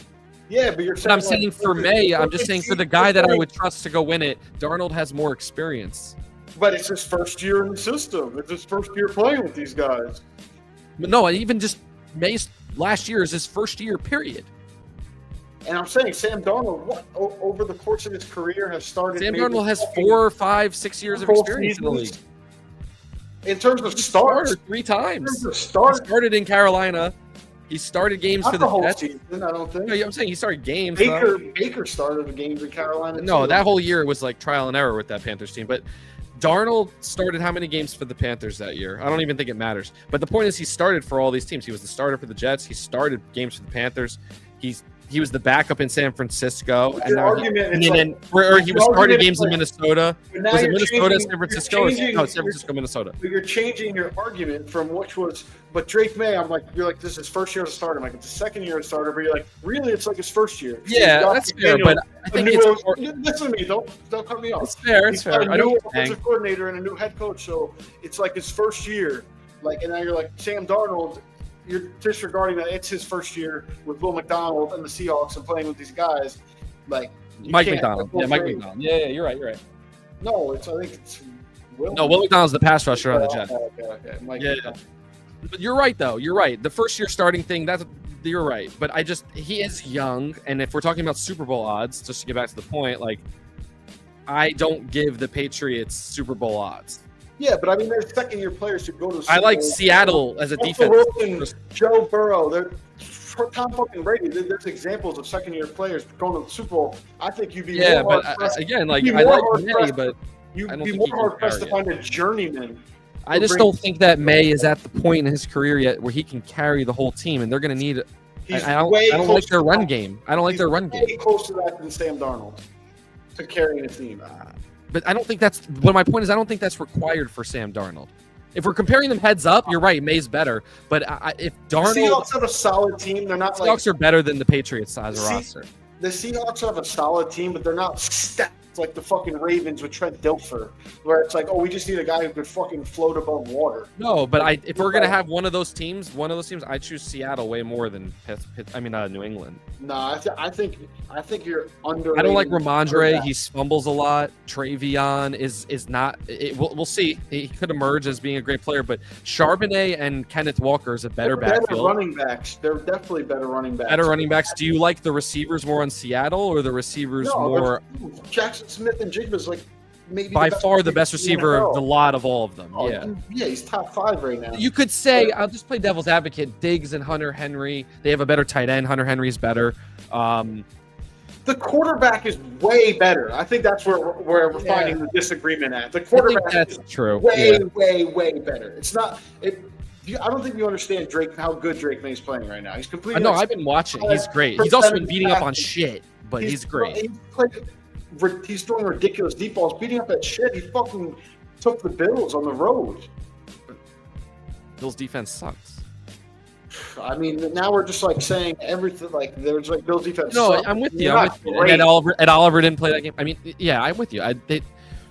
Bills are a great team. Bills are a great team. It's a great win for May. Yeah, and May's looked ridiculous. He's making throws that are sick. How is Sam Darnold stacked up to Drake May? Like you could try to poke holes in May, and I could just be like, Sam Darnold hasn't really impressed me the entire season. Like he's just like you said, he's got doing the job. He just does the job. Yeah. The playoffs. If you want to win a playoff game, you're going to have to make big throws. If you think May can make more of those big throws, yeah. You saw Sam Darnold have a very similar season to the one he's having now last year on a team with a good offensive line, a good running game. Seattle has worse odds to win the Super Bowl, right? No, Seattle has slightly better odds, and I'm saying the Patriots should have better odds. Oh, Seattle is like plus. You can get more money for them. Oh, okay. So Seattle's a bigger Super Bowl favorite. So which bet is more live to you between those two? Since you just conceded. Patriots. That's what I'm saying. The Patriots should have. I think I put the Patriots at like plus 2,000, and they're like plus 2,800. And I think the Seahawks are closer to plus 3,000 than plus 2,500 where they are. For the odds itself, do you think it's a better bet to bet on things like the Patriots versus like the Bills? No, I mean I like the Rams at plus 950 probably. Do you like the Rams more than the Bills? Yes. The Bills are plus 800. The Rams are plus 950. I figured they were close, so that's why I was figuring. I was just asking that. Yeah, the Bills Chiefs are just a plus little money. The Chiefs are plus 450. Yeah, they're definitely going to be plus money, but not much. Plus 450. That's they can't pretty be solid. Favorites against the league, as good as they've been. The Lions on that running game. 50. Yeah. Packers plus 700. Like, what about this one? The Ravens are plus 1800. Like, let's just say, like, that the Ravens have a better chance. They have Lamar. They got some, they have a Super Bowl winning head coach. But there's no way you could tell me that the Ravens at plus 1800 is better value than the Patriots at plus 2800. Yeah, if you bet $100, you get $3,000 if you bet the Patriots. Well, $2,900. If you bet $100 on the Ravens, you get $19. You get more. I think the Patriots $100 on the Patriots, you win $3,000 basically. $100 on the Ravens, you win $2,000. I think the Patriots defense is better, so it's all about defense for me. Like defense and quarterback. Those are the two things that I think about Super Bowl odds and favorites. Those are the main two things. Everything else is much secondary to me. Everything. Yeah. So the offensive line, the skill position players on offense catching the ball, the running backs, special teams, all that stuff, the kicking game, all that stuff is nice. But if the quarterback and the defense are there, I feel like a team can make a run. And last year we saw like a very veteran Washington defense really play well, and they made it all the way to the NFC Championship game with a rookie quarterback. So, I think Drake May could definitely make a run this year. Their defense is very good. The Patriots, especially at home, they have a really good home field at Gillette. It'll be cold. So and say what you want about their weapons, like obviously Diggs we've known to be a really I'm not in love. Yeah. But like I see Douglas running fucking wide open all the time. Yeah, and Booty too. Booty's good too. Keyshawn Booty running wide open. Keyshawn Booty running wild. Guys getting, and it obviously a lot of that has to do with Drake May being able to avoid the rush. I mean, and he takes off and Hunter Henry's is great. Stud. Like I said, and when he takes off and runs, Drake May is like out running past defensive backs and getting to the sideline for 15-yard runs. Like, Hotz's brother-in-law, Mac Hollins, is on that team as well with the shoeless Mac Hollins. Mac Hollins gets open. Like I said, I think they have veterans on that team. It's interesting. Like I said, like the McDaniels point that you try to make, like it's a new OC, like, but it's a fucking way better OC. Like like Josh McDaniels. Oh no, we agree that he's turned Drake May inside out. He's figured it out. One of the worst head coaches maybe ever, but as an offensive coordinator, Josh McDaniels. Yeah. I mean, Drake May this year, just for example, he's 6-2. He's literally competing 75% of his he's passes. very accurate. 2,026 yards passing, 15 touchdowns, 3 interceptions, averaging 9.69 yards per attempt. That's insane efficiency. 75% of his passes leading the NFL. And then on top of that, rushing, he's carried the ball 51 times for 250 yards and 2 touchdowns. Like, he's doing all the and he's ran for 19 first downs already this year. Yeah. He's definitely going to be he's a candidate for offensive player of the year right now for sure.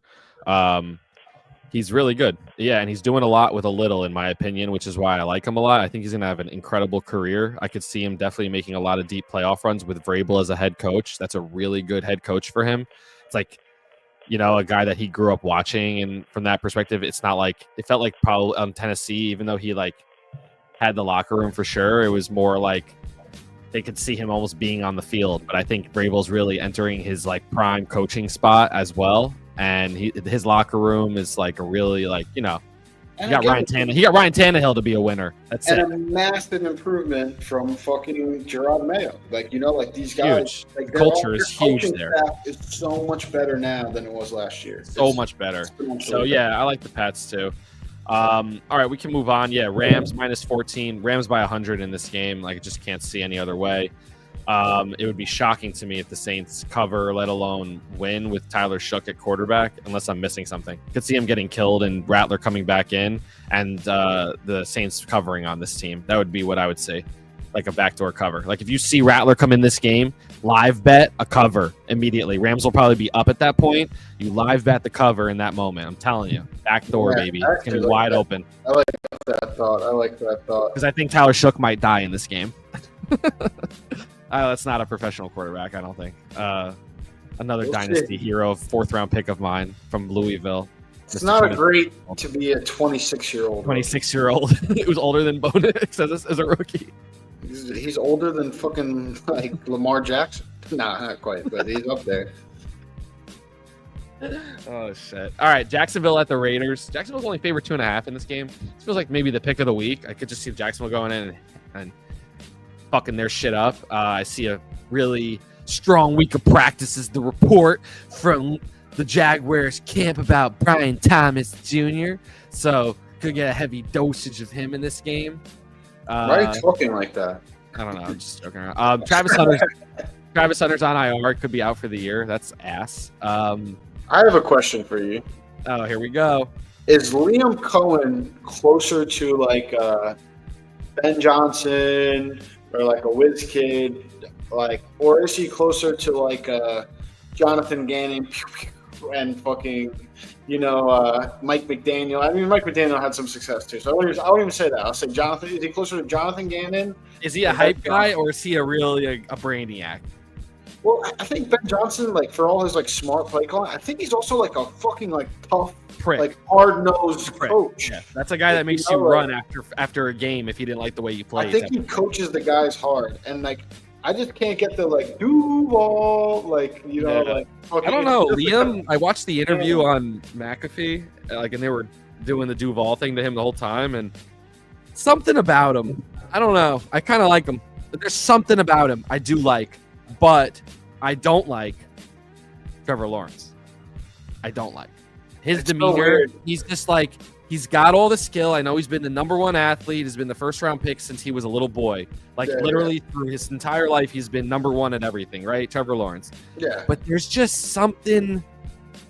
He has the Kyler Murray effect. I'll call it like that. I'm not going to put that on him, but it's close though. It's almost like this. I don't give a shit. I'm very good. You'll see some really good games from him. You watch the Chiefs game, and he's getting fucking murdered. And fucking drops. He has, I guess, a little bit more edge than Kyler, but they both seem to have this. I mean, last year he got going through the motions. Blah blah blah blah blah. He got fucking mutilated by Al-Shire or whatever on the Texans. Oh my god, that was a dirty hit. Got his fucking head taken off. Al-Shire got suspended for that. Down. That was a dirty hit. Yeah, I mean, but I'm just saying, like he'll go out there and throw his fucking body around. Look that up, by the way. If you're watching this right now, look up the Al-Shire on Trevor Lawrence hit. I think Trevor Lawrence will throw his body around. I think Kyler Murray is going to duck out of bounds every chance he gets. I think there's an element of toughness to Trevor Lawrence. That's where I guess. Yeah. I like him, but I think he is as apathetic in a lot of ways as some of these Kyler Murray-esque type of guys that just like, it feels like sometimes the game gets away and his mind is just, he's kind of a bozo. Even watching in that Chiefs game job, he made crazy decisions and they still got past them, but there are so many boneheaded moments with him. I think what's more frustrating for me about him is not like a lack of care. I think he does care. I think he does play hard. It's kind of just a bonehead, though. I just think it just seems like he can't put it all together consistently. And it's like, you see that, like the Chiefs game is a perfect example. You see the throw to Brian Thomas when they needed it. Yes. It was like the Mario Manning. It was literally like a Mario Manning, Eli Manning. There's like 5 guys in the league that can really make that throw consistently. Maybe 3. Yeah, I could make that throw at all, let alone. Yeah, there's probably 10 guys that make that throw. Yeah, I mean that was an unbelievable throw, and sick shit. And then went down the field, dropped the ball, picked it back up, dude, the whole thing's chaotic, bro. Yeah, but I just think with him, it's like there's something missing, like in terms of whether it's processing or just like study or something, or just not being. They're gonna study something one day. It's gonna be his fucking brain, dude. Yeah, because he's fucking shit has been rattled. He is fucking bleeding. Yeah, but that like his brain is bleeding. Like one thing I know is Kyler's brain isn't bleeding because he'll fucking do anything to not get hit hard. You know, like he has the Tyler Lockett at quarterback. That's where like I don't agree like with the comparison because I think Trevor Lawrence has shown he's willing to stick his head in there. And even he's kind of Trevor Lawrence is way. That's a good take. He's way more meatheady than Kyler for sure. I would just call it just like tough. Like maybe some of them are dumb, but like also at the same time, like it does seem to be at pivotal points in the game. Like he has Carson Wentz traits. Trevor Lawrence and Carson Wentz are long lost brothers in some ways. The way they play erratic. I wouldn't put that on him either. No, the erratic football gets crazy. He drops the ball, picks it up, just runs with it. Doesn't even look to throw it away. The guy's immediately trying to make a heroic play. Dude, come on. It's tough. It's tough. I mean, like he's better than Carson Wentz, of course. And he's way more of a pocket passer. I'm not comparing their games. I'm just saying like crazy shit happens. Yeah, he does. I guess he drops some snaps and shit like that. Drops some snaps. Like, just shit is happening all the time with this guy. Yeah, no. But again, Carson Wentz again, is different to me. But dude, that's a former MVP candidate, bro. Yeah. How many times we're going to talk about that season? Yeah, right. Jesus. Thank God fucking 14 games. All of a sudden. I wish he was healthy because they never would have won the Super Bowl. Yeah, exactly. Jags at Raiders. Great take. Jags at Raiders. I'm going to take the Jags. Geno Smith has been playing porous football. We'll say that. Yeah. And Aiden O'Connell is out. So even if they want to bring in a backup in this game, I don't even know who it is. I literally don't know who the backup is on the. I'll give you anything you want. You can name the backup on the Raiders right now to Geno Smith. If it's not Aiden O'Connell, who is it? I have no idea, dude. Fuck. Yeah, I don't know who's the third string on a lot of teams, though. To be fair, Kenny Pickett. There we go. Oh, Kenny Pickett. There you go. Yeah, that would be a murder scene, in my opinion. I don't see that happening well for the Raiders this week. Is the guy Devin Lloyd back for Jacksonville? He was listed there. Devin Lloyd, calf, questionable. So late questionable for me. We'll see. All right, we'll keep it moving though. Game of the week: Chiefs and Bills. Yep. Bills plus 1.5 at home. Under 52.5. Kind of love that over, to be honest. 52.5. Yeah. Yeah, a little. Bring it down, maybe a smudge, but yeah, for sure. Love the over. And the Bills. The trend is the Bills winning the regular season, the Chiefs winning the playoffs. Kind of see that playing to get out again. James Cook has kind of found another gear this year. Yeah, this game's coming in with some players on both teams that have been flying, playing great. Yeah, Rashee Rice is amazing. Straight off of the couch and suspension, this guy is just making plays. Dude. Oh, you didn't see the video? He's been working out. He dropped a return video, like he came back from an injury. Full speed, better than anyone. No, but I'm just saying, in the field, it's a whole different than practicing. I'm just joking because he made a video he was recovering from an injury and he's coming back from killing someone in a car accident. Almost, yeah, literally. He's coming back he's been hurt, but he's been ready. Also, yeah. He's like, I'm ready, and they're like, okay, cool, you're suspended. It's just.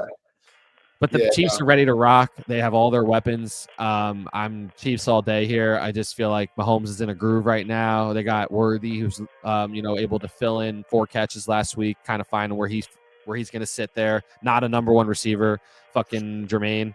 And I think at the end of the day, Travis Kelce, as soon as Casey started talking shit last week and saying he's past his whatever, what does he do? Go for 100 yards, catch the touchdown, so shit, whatever. So I feel like Chiefs are peaking. And the Bills, they did well last week. They played what they are usually good at, which is give James Cook the football more because that's your best chance to win the game. And if you let Josh just try to do everything, it's not going to happen well. But he also didn't have Kincaid. He didn't have Josh. What's his name? The other receiver. What's his name? Josh Palmer. Yeah, the Chargers. Yeah. So Josh Palmer's gonna be out again. Kincaid is back. So that's big. Trey Smith, the guard, is questionable, and Josh Simmons is on the tackle is going to be out for personal reasons. I hope that's not like a death in the fam. That would be shit. And then Isaiah Pacheco out this week. So Kareem Hunt. How you doing? Yeah, heavy dose. Yeah, I mean, like you said, the Bills defense. You said they were ass. I think they're just not good. They weren't healthy. They weren't good. Teron Johnson is going to be questionable in this game. I know they lost another player on that defense for the year. I forget who it was, but Jack Thompson's out. I won't say their defense is ass. I will say their run defense is ass. I'll give you that. But, and they really don't rush the passer amazing. Yeah, but the run defense is really where they get Their beat front up is just sometimes. We saw Bijan run for fucking a million yards everything. against them. So I think it's going to be a tough spot for them to try to stop Kareem Hunt, and obviously it's different when you have Mahomes back there. 31st ranked run defense, just to give John his flowers there on the run defensive portion. Yeah, so I mean. And to give you your flowers, because you said they're bad, but the run defense, I think, is the particular. Porous. It's porous. And I think that Andy Reid will be creative in how he gets Kareem Hunt the ball, and then I think that sets up the play action. I think I'm with you. Like I said earlier, like the Bills usually win in the regular season. I think Josh Allen's like 5-1 against the Chiefs in the regular season, but I just think this game's going to be different. I think Kansas City is looking mighty scary. I think Rashee Rice.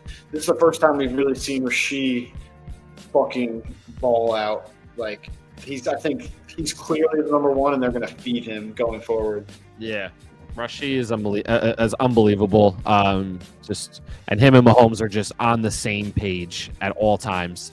And Hollywood Brown's a guy that can get you if you need it. Last week he didn't even need him, but he's still there. He still makes plays. Juju makes plays.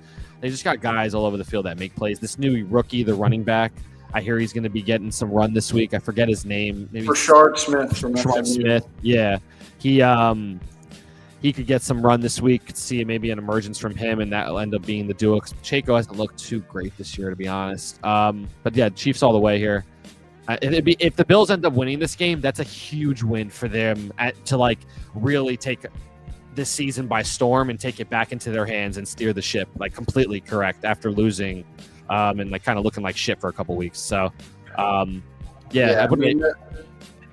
the one thing about the Chiefs is like throughout the year, it's just like as long as they have Patrick Mahomes and Andy Reid, like they are the favorite to win that division. They could be 0-3, and I'm still looking at you said. They started off, they lost to the Chargers the very first Friday of the season, and they I think they lost the second game also. And it was just like, oh, now's the time to bet on them to win the division because they are scary, man. When they come out and they start putting it together, and obviously that Jaguars loss you're just talking about, like they'll lose a couple, and then when they lose, you bet on them to win, in the future. That's what I'm saying. And like the Bills, Bills losing to the Falcons, Bills losing to the Patriots in 2 weeks' time. Bills kind of looking sloppy. It all started in that Saints game, for the record. They started looking sloppy in that second half of that Saints game. I think, did they play the Dolphins before or after that? Because I remember looking at that Dolphins game, and I was like, why are the Dolphins even like going to cover this 14.5 right now? Yeah. Like they played the Dolphins before that on September 18th, and then September. It's almost like those two games are combined in my brain. Dolphins. It was like 31-20 they won, but it was like fucking around all game. Yeah. Yeah, like I said, they were like 14.5-point favorites, and then the Saints, similar situation. I think they were 14-point favorites against the Saints, and won by exactly 14.5 and won by 14. Like I get it, like they're still winning by 2 scores, but like you said, like you watch those games, and they were like, why is this like kind of close in the fourth quarter? Like. And it's probably because it's still early in the season at that point to them. It's like the first 4 weeks of the year, but still first 5 weeks of the year. I don't know. I guess that Miami game, like they had the ball in the fourth quarter. Like that was a Thursday night game, right? Yeah, and they had the ball in the fourth quarter down 1 score, and then Tua just threw a bad pick. And then Tua goes full retard and throws the pick. Yeah, exactly. Like they were in that game, but I don't know. The Bills are and then they come out and they beat the Panthers fucking 40-9. So exactly what we're complaining about, like they took care of that problem and we're still complaining about it. So the Panthers taking care of the Panthers after losing 2 games is just like a fly lands on you and you're just like, but my point being now I'm going to keep figuring out the big issue, which is the aliens are attacking the Chiefs. They didn't do what they did against the Saints and the Dolphins against the Panthers. That's my point. They won by 31 points. And they did the right thing, which was just give James Cook the fucking ball. Yeah, and like Josh Allen, I think he's going to have to run the ball this week. I think he's going to have to be physical, deliver some blows. Like I know they wanted him not to get hurt or whatever, but at some point it's like you have a weapon in the running game, not just a weapon in terms of he can accumulate yards and score touchdowns, but a weapon in terms of he can punish a fucking 195-pound cornerback in the open field. Fuck it. Let's start fucking setting a fucking tone against our conference rival who we fucking battled with for years. Like, let's like get away from like, oh, what if Josh gets hurt? Like, Josh gets hurt, you're fucked. Whatever. Like, you gotta fuck if you keep fucking. You got to go with what works though, and what works is putting pressure. Yeah, I think they should like they need to fucking be physical. And he ran more last week against the Panthers. Like, he was running in that game. Yeah, and not just running, but like if he has an opportunity to like run over a defensive back, like he should do it. Like, try to humiliate them. Like or jump over them or something. Like, be fucking a freak. Like, that's what you need to do. Like, I love Josh Allen. I'm a big fan. But like, you think he's getting a little pretty? Maybe he's got a superstar. Like all these throwing coaches and all this stuff that we were watching on that fucking quarterback show, and like all these different tech things, and he's like learning to really be a pocket passer, so it's taking away his Superman. Oh, he's just like married a supermodel wife. Like, supermodel wife, he's got the contract. They're not supermodel, but like recording artist, actress, whatever. But fucking like, I'm the sure whole she's point being is like he might be like too happy, like he might be like too fulfilled, even though he's never won. Like, Cup's too full. Yeah, not enough edge. Doesn't have someone screaming at him every day like Mahomes has. He's very smiley. He's a very smiley guy. I don't see a lot of fire out of Josh Allen. Like I said, when you do see it, it's in play. Like he's running someone over. Smile for sure. Mahomes has this demeanor about him where he gets into this asshole mode very quickly, and he starts walking like a prance. He starts walking around like really walking around like. Josh Allen might be give me the fucking play. Give me the fucking play. Josh Allen might be the best quarterback who's like not hateable by anyone. Like, a lot of people hate. Like I said, he's a little pretty. He's pretty. He's too pretty. Like all the great quarterbacks that I can remember watching, they all have edge in their assholes. I can remember that mic'd up of Peyton Manning and Jeff Saturday. There's people who fucking hate Tom Brady. People fucking hate Patrick Mahomes. People fucking hate Peyton Manning. People less, but I think there is a camp like hate Drew Brees. Everybody hates Aaron Rodgers. All these Hall of Fame quarterbacks, like if you're not on their team, usually they hate them. I feel like Josh Allen.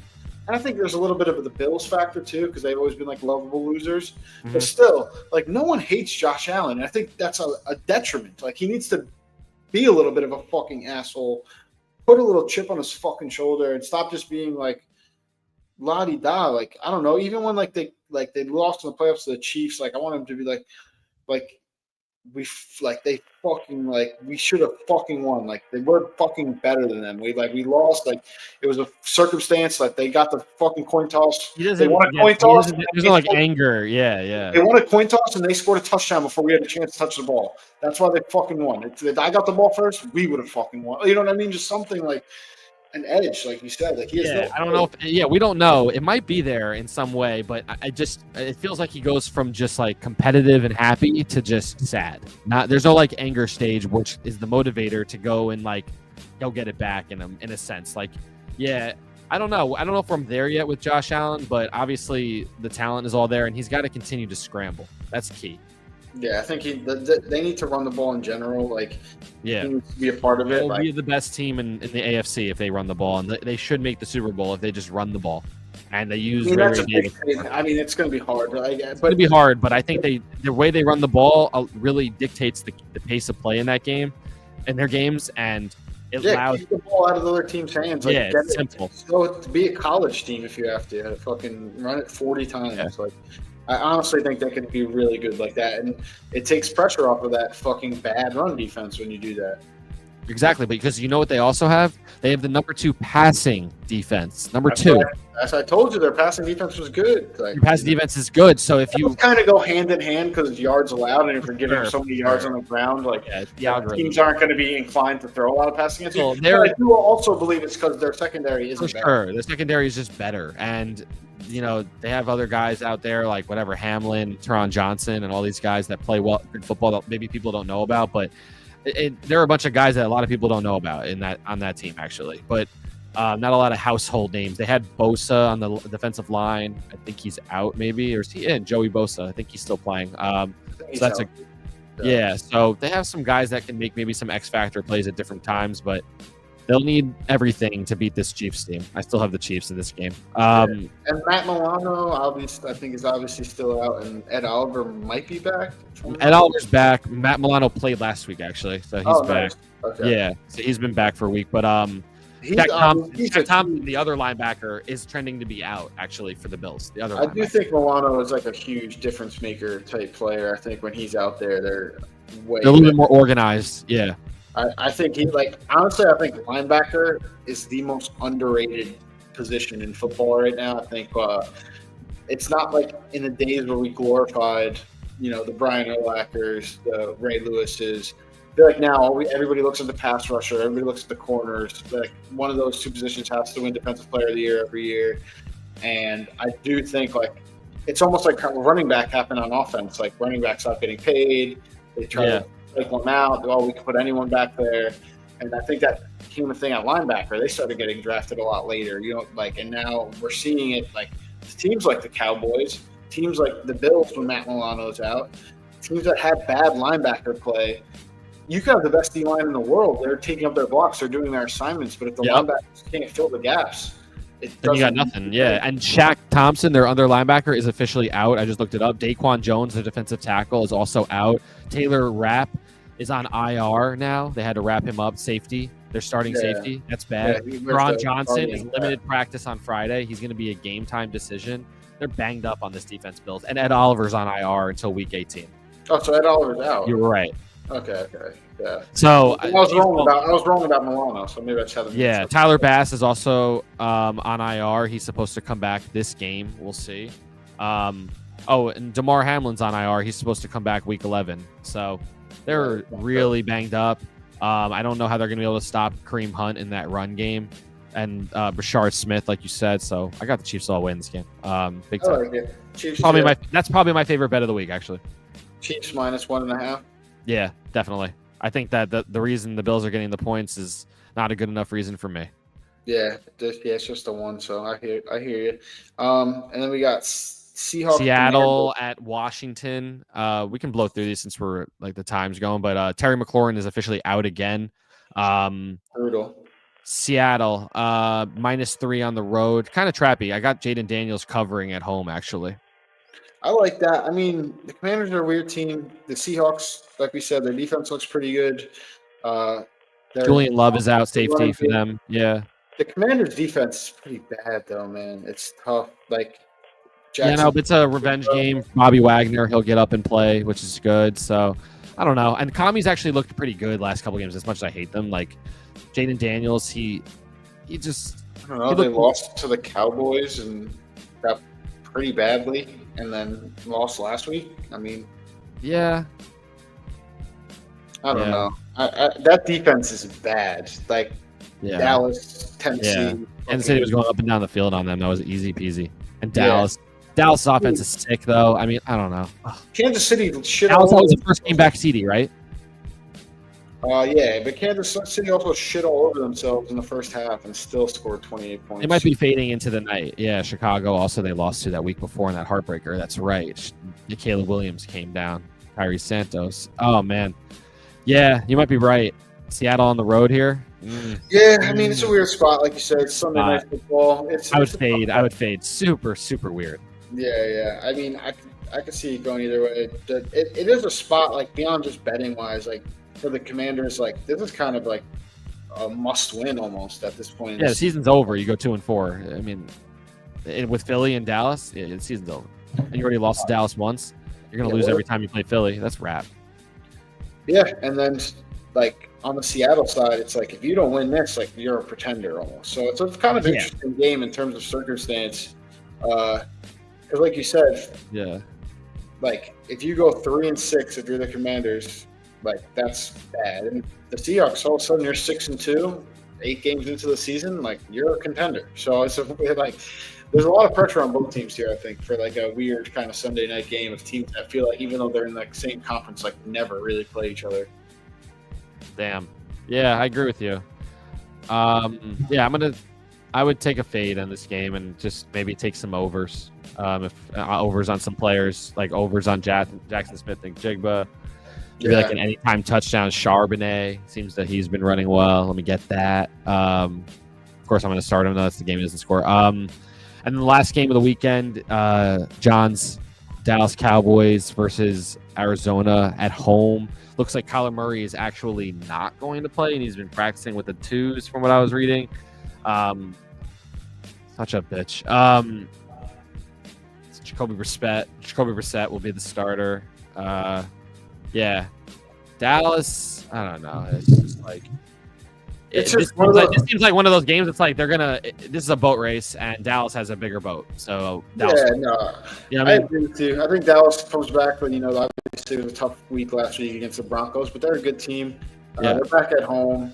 They're playing a Cardinals team. I mean, I don't know if Brissett really makes them that much worse, but I just think they're a pretty bad team. Their offense is pretty like their offensive line isn't very good.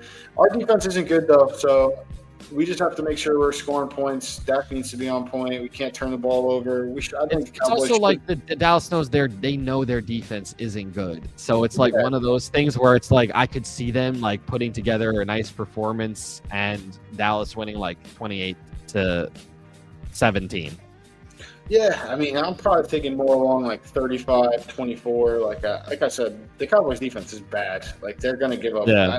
I don't see them holding a team under 20 points. Maybe Zona's defense is not good enough. I mean, they are very good against the run, from what I know. I believe, if I'm not mistaken. That has a lot to do with Gannon being their coach, John Gannon, who's a defensive coordinator for Philly in the Super Bowl run. But I still don't think they have enough X factor guys on that defense for me to worry. Like I just can't get there. Yeah, I mean, the Cowboys have scored a lot of fucking points this year. They've been over fucking 37 like 5 times already this year. They're a big time offensive team, and I think that they'll, especially at home, CD Pickens should feast. I don't see a world where the Cardinals really could slow them down unless they're turning the ball over, making mistakes, going for 4th downs and getting stopped, stuff like that. So Cardinals, they win this game. The Cowboys win this game. All of a sudden, they're 4-1. They got the Raiders next week. A crazy note about the Cowboys is they have been on national TV every single week so far this season. Besides maybe the Jets game, because I was actually at that game, so I can't vouch. But every single game. And that game, they were fucking lighting it up without CD. Yeah. Devontae Williams, like a 70-yard run before halftime. I remember, like, there's Pickens getting this thing off. Ferguson, Big Berg. Cowboys-Eagles was the start the season, Thursday night, standalone. Cowboys-Giants was game of the week, Fox. Cowboys-Bears was game of the week, Fox. Packers-Cowboys was Sunday night. Cowboys-Jets, like I said, maybe that one wasn't national because it was a 1 o'clock game. I was there. But other than that, Cowboys-Panthers was Fox game of the week. Cowboys-Commanders was Fox game of the week. Cowboys-Broncos was Paramount plus CBS game of the week. Now Monday Night Football. Next week, I think Sunday Night Football. Or no, it's 2 weeks. They have a bye. But still, it's like – and then they'll play the Eagles after that at 4:25. Guess what? That'll be Fox game of the week. Like the Cowboys are literally – on national TV every single week when they're 3-4-1. Like they're not even good. It's crazy. Like what demand they're. Yeah. It's all in front of them. Their defense is probably not good enough to keep them below probably 7 wins. So I'd say they probably have 7 losses. So I'd probably say they'll be like 9-7, 10-6. Dallas will end up, yeah, is that right? Yeah, 16 games, right? Am I crazy? 17 now. So then 10-7. Yeah, 9-8. I think they're better than 9-8. I think 10-7, 11-6. Well, they already have the tie on their schedule. They're 3-4-1 now, 11-6. Yeah, 8-2 the rest of the year. Yeah, their schedule. You were just reading it. Like I'm not scared. Yeah, they also play the Chiefs and the fucking Lions and the Eagles. Lions they could boat race with, I feel like, to me. Yeah, their schedule isn't super tough, but it's not super tough, but I think is the Lions at home? No, Lions is at the Lions. That's a loss. They're playing the Chiefs and the Eagles at home. Those are Chiefs and the Eagles. Yeah, Eagles is always weird to me. I don't know. I mean, I guess 8-2 is possible, but they've also lost to the fucking. Yeah, Panthers. I would say 6-4, which would make them what 10-7. I think to be a contending team this year, they had to beat at least the Panthers or the Bears. 10-8. I don't know. 10-6-1. 10-6-1. That's why I'm getting confused. That would be 8-2 the rest of the year. 7-2 the rest of the year. Excuse me. 7-2. Yeah, 11-5-1 would be. That's what I was saying. It was 8-2. Oh, 10 or yeah. 11. No, I like 9-7-1. 9-7-1. Yeah, that's probably. That's their record. That would be my gamble if I was gambling on one. Yeah. All right, moving on. Cowboys should win now. I think that. We'll see. They should. Oh yeah, on Monday. Yeah, I like them on Monday for sure. Can't let Jacoby Brissett beat you in your house. Just no way. Not letting. Kind of a big spot after like Lou's getting kind of beat up bad by the Broncos. Yeah, Cowboys come out and put up a stinker here. Yeah. What do we have to have a conversation about Mr. Dak Prescott, sir? No, he's playing fucking great. What can he do? Yeah, but if he duds out in this game like he dudded out last week, and this team goes to 3-5, like. I mean, they still scored like 24 points. They weren't like miserable. Fucking the Broncos just put up 44. Like, at some point, the defense has to fucking stop people. You know, like. Yeah, I know. Every time the offense came on the field, they scored. It was crazy. All right, let's get into the Hotz corner here. I have some quick questions for you, and I got a little quiz for you. Good. If you could build your own coaching staff, who is the OC, the DC, and a head coach? I guess if I'm going historically, I kind of have to go Belichick, even despite his recency. And then defensive coordinator, I think I'd go Spagnuolo. Then offensive coordinator, I think I'd go North Turner. Let me get 3 current then, with one of those guys being a current guy, so you can pick them again if you want. But this 3 current Spagnuolo, coaches. Andy Reid, and the current coordinator. Or could I get like a head coach as a coordinator? It's your coaching staff. All right, then I'll just do McVay as offensive coordinator. That's cheating, but that's okay. Top 5 Halloween costumes. You could have said no, like I asked. Yeah, you're building your staff. I didn't want to limit you. I knew you were going to say that though. You want Cliff? Top 5 Halloween costumes you've seen. Never been a huge Halloween guy. I know I talked about leading the show, but that's just because I have a little. What are some classics you would say of Halloween costumes from when you were growing up? I like you always see a what? Some niche ones are good. I like the Reno 911, kind of like the good. Yeah, the cop look. That's good. I think one that's coming back a little bit. I've seen is a couples like Austin Powers and a fembot. That's funny. Yeah, that's fembot outfit. I could see that. Yeah, that's solid little look.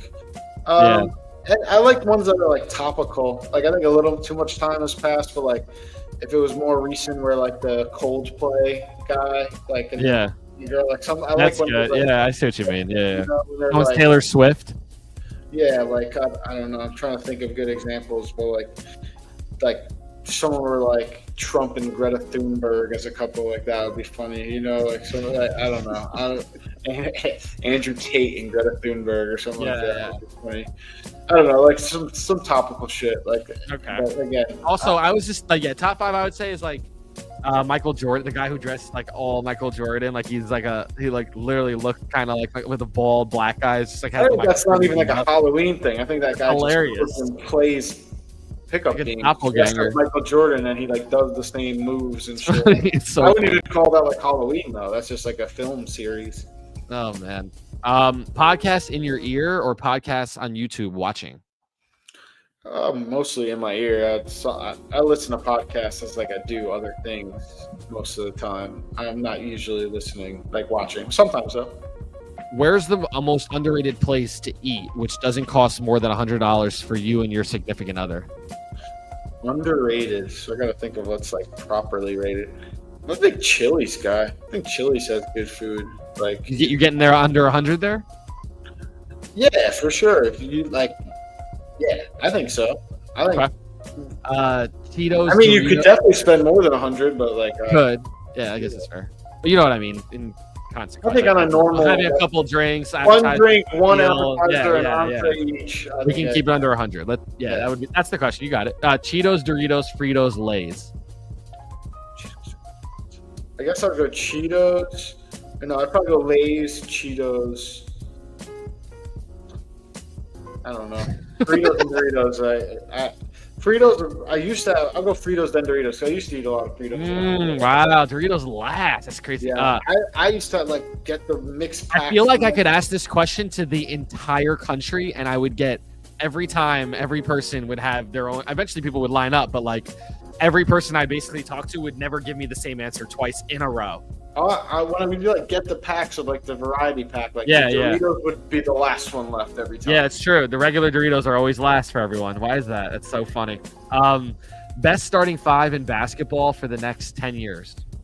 Gotta be Wembanyama, no doubt about it, for sure. And then I'd still say Luka. I don't know if Jokic is still going to be playing in 10 years, to be honest. I don't know if that's like a qualifier or not. It's up to you for the next 10 years.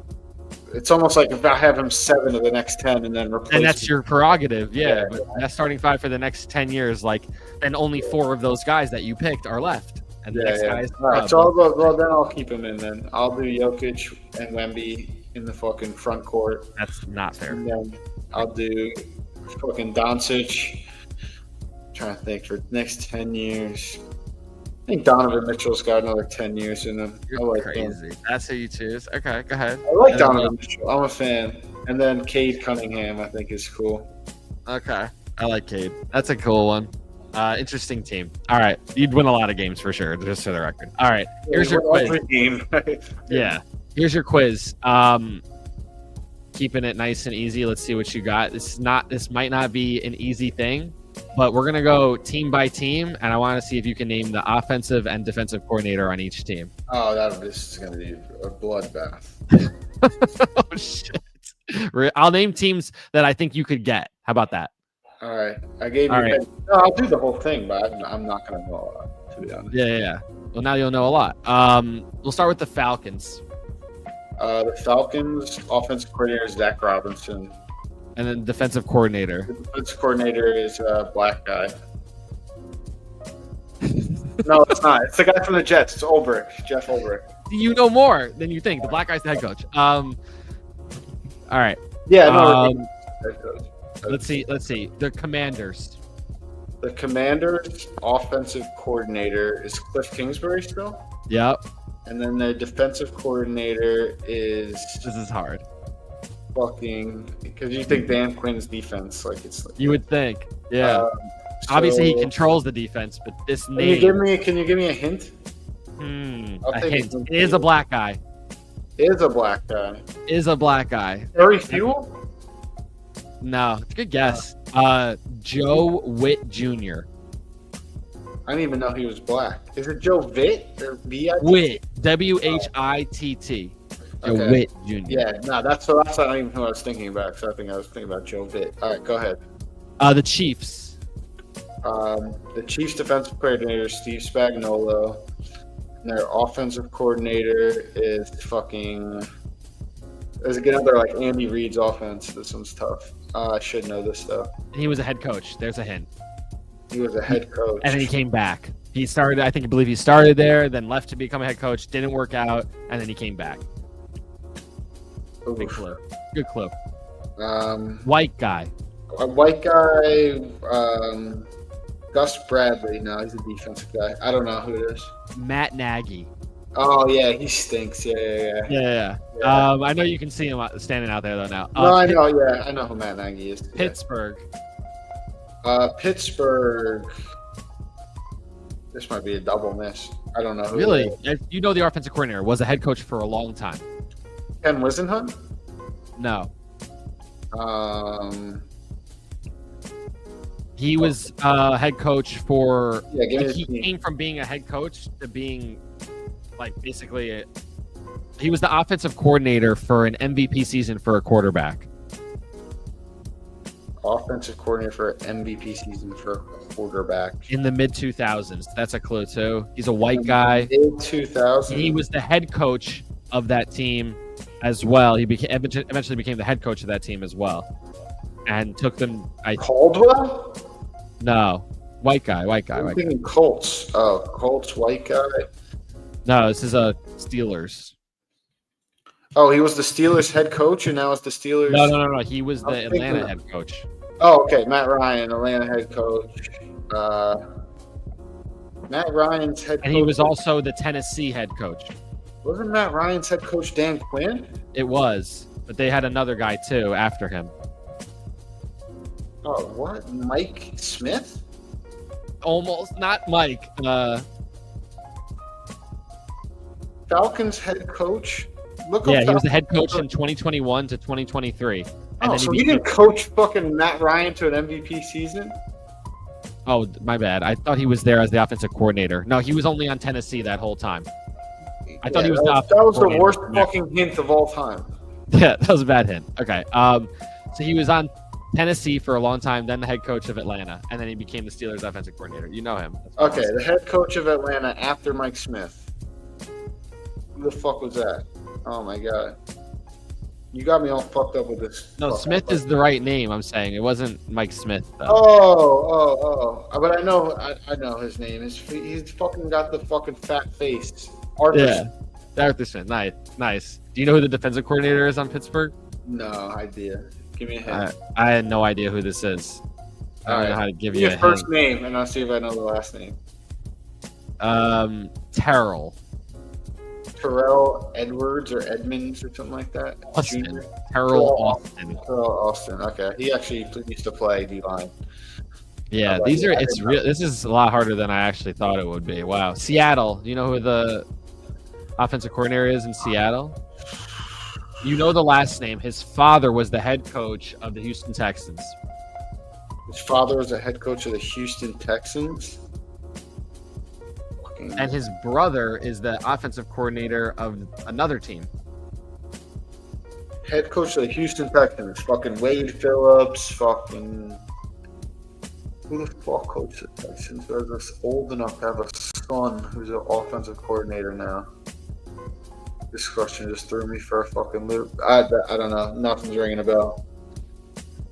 What team are we even talking about again? What are you talking about? I don't know what team we're talking about. What team's offensive coordinator am I looking for? Oh, Seattle.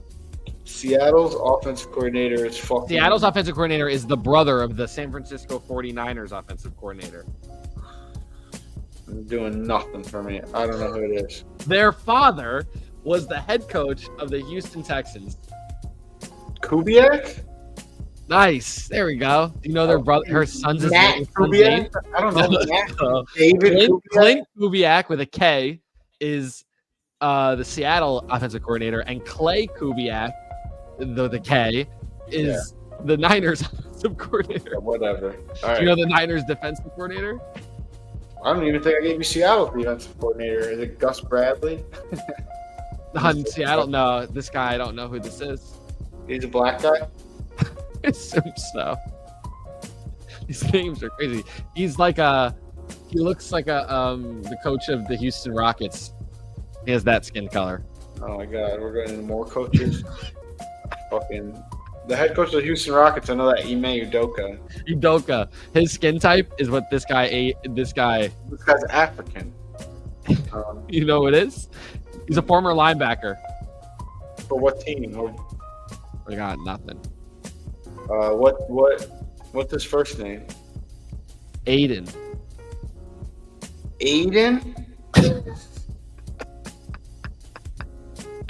Yeah. I don't know who that is. Aiden Dirty. Never heard of that guy. Durde. Played professional football, apparently. Their special teams coordinator is related to the head coach on Baltimore and Chargers. Move on. Fucking guy just ask me about a special teams coordinator again. Fucking no. All right. I'll give you another offensive coordinator. We're on San Francisco D coordinator. Oh yeah, the San Francisco D coordinator. You have to name this. Come on. Former head coach. You've seen him. Yeah, I'm sure I've seen him. It's Robert Saleh. Yeah, there you go. Minnesota Vikings. Fucking Brian Flores is the D coordinator, and the offensive coordinator is fucking another team where it's like they just get Kevin O'Connell's offense. Wes Phillips. Never coming to me. The Detroit Lions. Kelvin Shepard, and the offensive coordinator. You know this player, former player, wide receiver for Detroit, I believe. Actually, he was their receivers coach actually on this team, if I remember. Oh, what's his face? Antoine Randall. No, that's Pittsburgh, I think. But he was a receiver coach for them. Yeah, he was a receiver coach for Pittsburgh. I know. No, And he was a also receiver coach for Detroit, the and Detroit Lions. too, and Detroit too. Yeah, you're right. The Lions the past couple of years. He fucked. Yeah, that's right. That's right. So this guy wasn't their receivers coach. He was also previously for sure, and a great receiver for the Lions. A great receiver for the Lions. A good solid receiver. Sorry, a solid receiver for the Lions. I don't know about great, solid receiver. God. Or he has the same name as that guy, and he's not the same guy. Let's see. No, this is just a white guy. It's a white guy? It's a white guy. Mike Furry? Man, that was a good guess. Not this year. That was a good guess. He was the passing coordinator for Denver. John Morton. That's a different guy. That's not Johnny Morton, the receiver. That's what I'm saying. That's old white guy. The white guy. You're like, this guy's a former receiver for the fucking Lions, bro. You got me out here guessing Mike Furry. He has the same name, at least. Yeah, but you didn't confirm that you were wrong. That's what I said. I was like, either they have this, either it's Johnny the same guy or Morton they have the same name. Got knocked out cold like fighting MMA. Like he New York Giants. New York Giants. Fucking Perry Fuel. I'm just gonna keep guessing the same guys. Mike. I have no idea. Mike Kafka I would have gotten actually if I thought about it. He went to Northwestern. The defensive coordinator at Tennessee last year. That's a good clue. I don't know who the fucking defensive coordinator at Tennessee was last year. Dane Bowen. Yeah. No. They gave me 1,000 guesses. Colts. The Colts. Why do I feel like they brought back Frank Reich? I don't know, but that's another one that Shane. No, he's the head coach of Stanford's football team. Shane Steichen's offense, another one like that. I don't know who their offense coordinator Jim is. Bob Cooter. Oh, really? From the Lions a couple years back. He used to be a big name, actually. He's the Colts offensive coordinator, and then the defensive coordinator was the defensive coordinator on the Bengals team that went to the Super Bowl. What's his name? I know who this is. Fuck, I actually know who this is. Oh, That's my why God. I gave you that clue, because I know you know. This is gonna kill me. It's You like know kind this of one. like, I think he's a it's kind of like a weird last name, no? Like it's like kind of, yeah. It's a unique no, John. last name. You don't John, hear. I think he's a this too. Look, Oh my God, it's on the tip of my fucking. if I'm not mistaken, that would be. I'm not 100% on that part, but No, I know. It's just like an interesting. It's like no. It's like that cadence. Like, oh my God, like 3 syllables. Gino something or G. you're like you'll get there, but not with a G, but you'll get there, kind of the way you're thinking. Deanie, eeny, meeny, miny, mo. I don't. I know who it is. Like you'll say it, I'm gonna be like, oh. So I do know who it is, and I've like paid attention to this. Oh, yeah. Go ahead. I'm done. Lou Anarumo. Lou Anarumo. Yep, that's who it is. Yep. I didn't know that. All right. Denver. Man, I'm getting far. I'm also exhausted, but I don't know. Denver is offensive coordinator. No clue. You give me a hint. Joe Lombardi. Yeah. And then the defensive coordinator, black guy. Very few. Vance Joseph. Yeah, I actually didn't know that when I was fucking around, but yes, Vance Joseph. All right, well, let's go over the quiz and then we can wrap it up so we can go finish watching this There's World no Series need to game. go over the quiz. I didn't know any of them. That's okay. That's not easy. But you got some of them though. You did get some. No, I don't claim to know like all the offensive coordinators like that. The Cowboys have Clayton Adams and Matt Eberflus. The Eagles are fucking whatchamacallit, Kevin Patullo and Vic Fangio. Nice. The Commanders we already went over. Or did we? Commanders? Nah. Yeah, we did because we were like, that's Dan. Oh, yeah, with Cliff. You're right. Yeah. Maybe the Raiders you could get. Both of them are big names. No, I'd be better off with like teams that are like more established. That's all new staff. Yeah, like, Chip Kelly and Patrick Graham are the coordinators on the Raiders. Patrick Graham, I never even knew he was. He was the defense coordinator of the Giants. Yeah, I know. The Ravens. I know that the Bears have Dennis Allen as the D coordinator. Yeah. coordinator is. Would you say the Ravens? The Ravens have, I don't know. They just got a Zach new Moore. Zach Moore is the defensive coordinator. Oh, I didn't know that. He used to play D-line. Actually, Yeah, that's why I figured you would know that one. Todd Monken is the OC. That's Monken. Yep, I knew that too. They have a nice staff. That is a good staff. The Rams. Green Bay's brother, I think. Whose brother? Green Bay head coach. Oh yeah. Yeah, it is his brother. I don't know if his first name though. Mike LaFleur. Yeah. Mike LaFleur, yeah, Mike and Matt. Yeah. And then the son of a famous head coach of the Dolphins is the defensive Oh, coordinator. Shula, yeah, one of the Shulas. Ben Chris Shula. Yeah, fucking hell. Man, that family's lured the fuck out, coaching forever. Yeah, Braden Staley is the defensive coordinator on the Saints. I would have never got that. Yeah. Offense These coaches just get passed around the league like whores, dude. Well, that's what it's hard with coordinators because they fucking are off the team so This fast. is probably the most fresh-looking batch of coordinators that I've seen in a long time. I'll be clear, like usually it's like the same old shush. I don't think so. Not for a while. Like the Eagles fucking have been in the Super Bowl. The Eagles have been rotating every fucking year. Yeah, and they've been in the Super Bowl. It's just like when you're bad, you get fired. When you're good, you get hired as a head coach. So they're constantly fucking changing. There's so much turnover at coordinator. and they all get paid guaranteed contracts, so their shit just keeps getting paid out. These guys are getting paid forever, just as existing coaches of a league. Like it's like they're one company. It's like the NFL is one company. It's not like a 32 teams. I think if you get fired, like I think when you get hired by another team, like They pick up the comp. yeah, I don't think you get paid by both teams. Like Yeah, maybe unless you're like fired and like retire.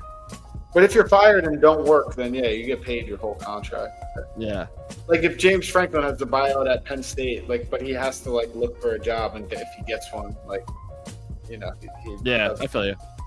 All right, let's go down the questions, and we'll call it. If you could build your own coaching staff, who was the OC, DC, and head coach? You said Belichick, Spagnuolo, and North Turner as all-timer. And then for current, you said Andy Reid, Spagnuolo, and you flipped Sean McVay. Spagnuolo, and then gave McVay a demotion, and he said, "Go fuck yourself," and stuck a middle finger in your face.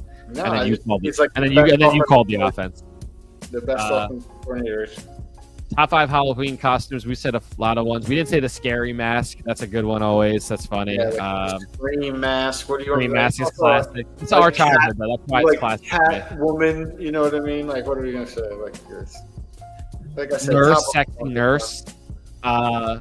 These are classics, bro. Classic. Star Wars being Princess Leia with the buns. Podcast in your ear or podcast on YouTube. You said podcast in your ear. I would probably get more YouTube. Yeah, most of the time I'm listening while I'm doing something else, but there's a few and I'll also like hear something and be like, oh, I want to see that. Like, yeah. Tension between guests and stuff like that. Like I'll watch it. Like yeah, that's kind of how I like it. It's kind of just a show almost as much as it's listening. Cheetos, Doritos, Fritos, Lay's. You said Lay's, Cheetos, Fritos, Doritos.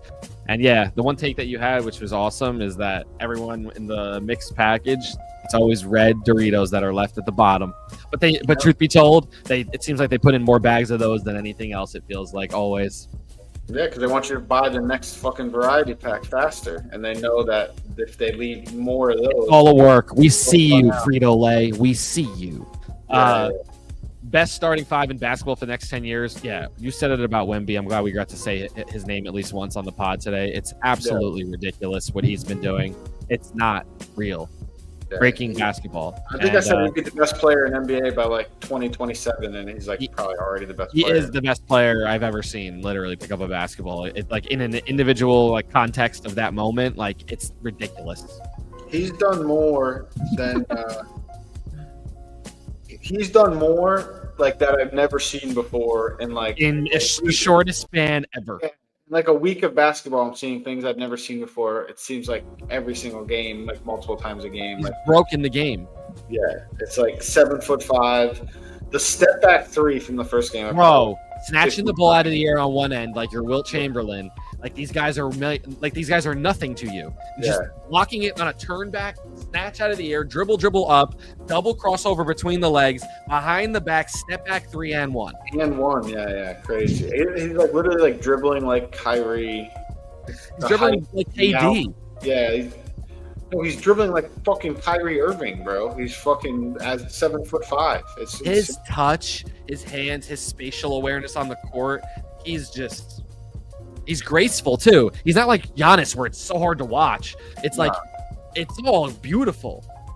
Well, the jump and like his just like jumper is like Nowitzki. Sure. He's got like fucking 6 inches on Dirk Nowitzki's. You know what I mean? Like, Bro, he had a putback a couple of nights ago where his left. It's just ridiculous. Like, yeah, I don't know how you defend him, to be honest.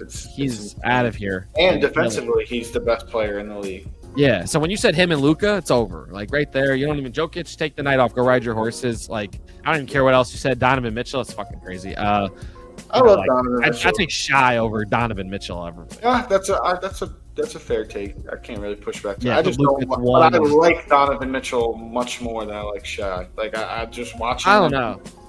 I like Shy is fucking boring as fuck. I don't give a fuck. Like shoots a ton of free throws. He's very good. He's effective. Amazing. His bag isn't like flashy. It's like very like fundamental. No, he's very like surgical. He kind of.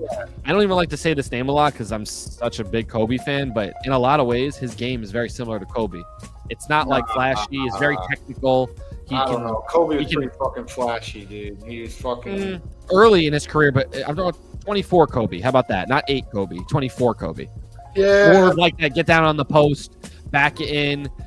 Baseline, like turn, shot, had, like, every fucking time. more aura. Like he had like different aura, different players. But I'm just mean like that technical kind of like the back to basket, the midi game. Kobe didn't go to the line nearly as. I honestly think I don't know. Kobe used to go to the line a lot. More comparing to like offensively at least a better James Harden, like maybe what he used to be, but now he's just like a three-seeking. Well, yeah, no, James Harden, like Rockets, finishing second in MVP voting. Yeah. Not like, obviously, James Harden now. Not the slashing James Harden. I mean, yeah, I think James Harden probably has more of a package than Shy. Like on offense. Skill set. Yeah. I think he has more in his bag. I just think Shy is so potential. Shy is like nifty. In terms of how they get to the line, I would say they're very similar. Yeah, they do get fouled a lot, but they do get to the line and sell it a lot. It's a two-way street there for sure. Yeah, but yeah. But either way, I just think my main point is like I enjoyed watching Kobe Bryant play. The very last game, put up fucking 60, chucking like he was exciting. Like fucking Shy guys. I don't know. I'm not like fucking running to my TV to watch the Thunder. Shy, yeah, I get it. Yeah, Shy is definitely more boring than Donovan Mitchell. To be honest, fair take.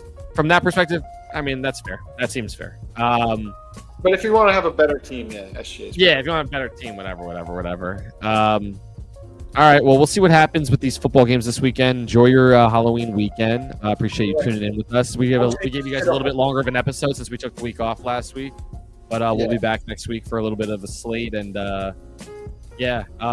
Dodgers, Muncie just homered. It's now 4-3, so 2 innings left. We'll see what happens. If Toronto wins, that's crazy.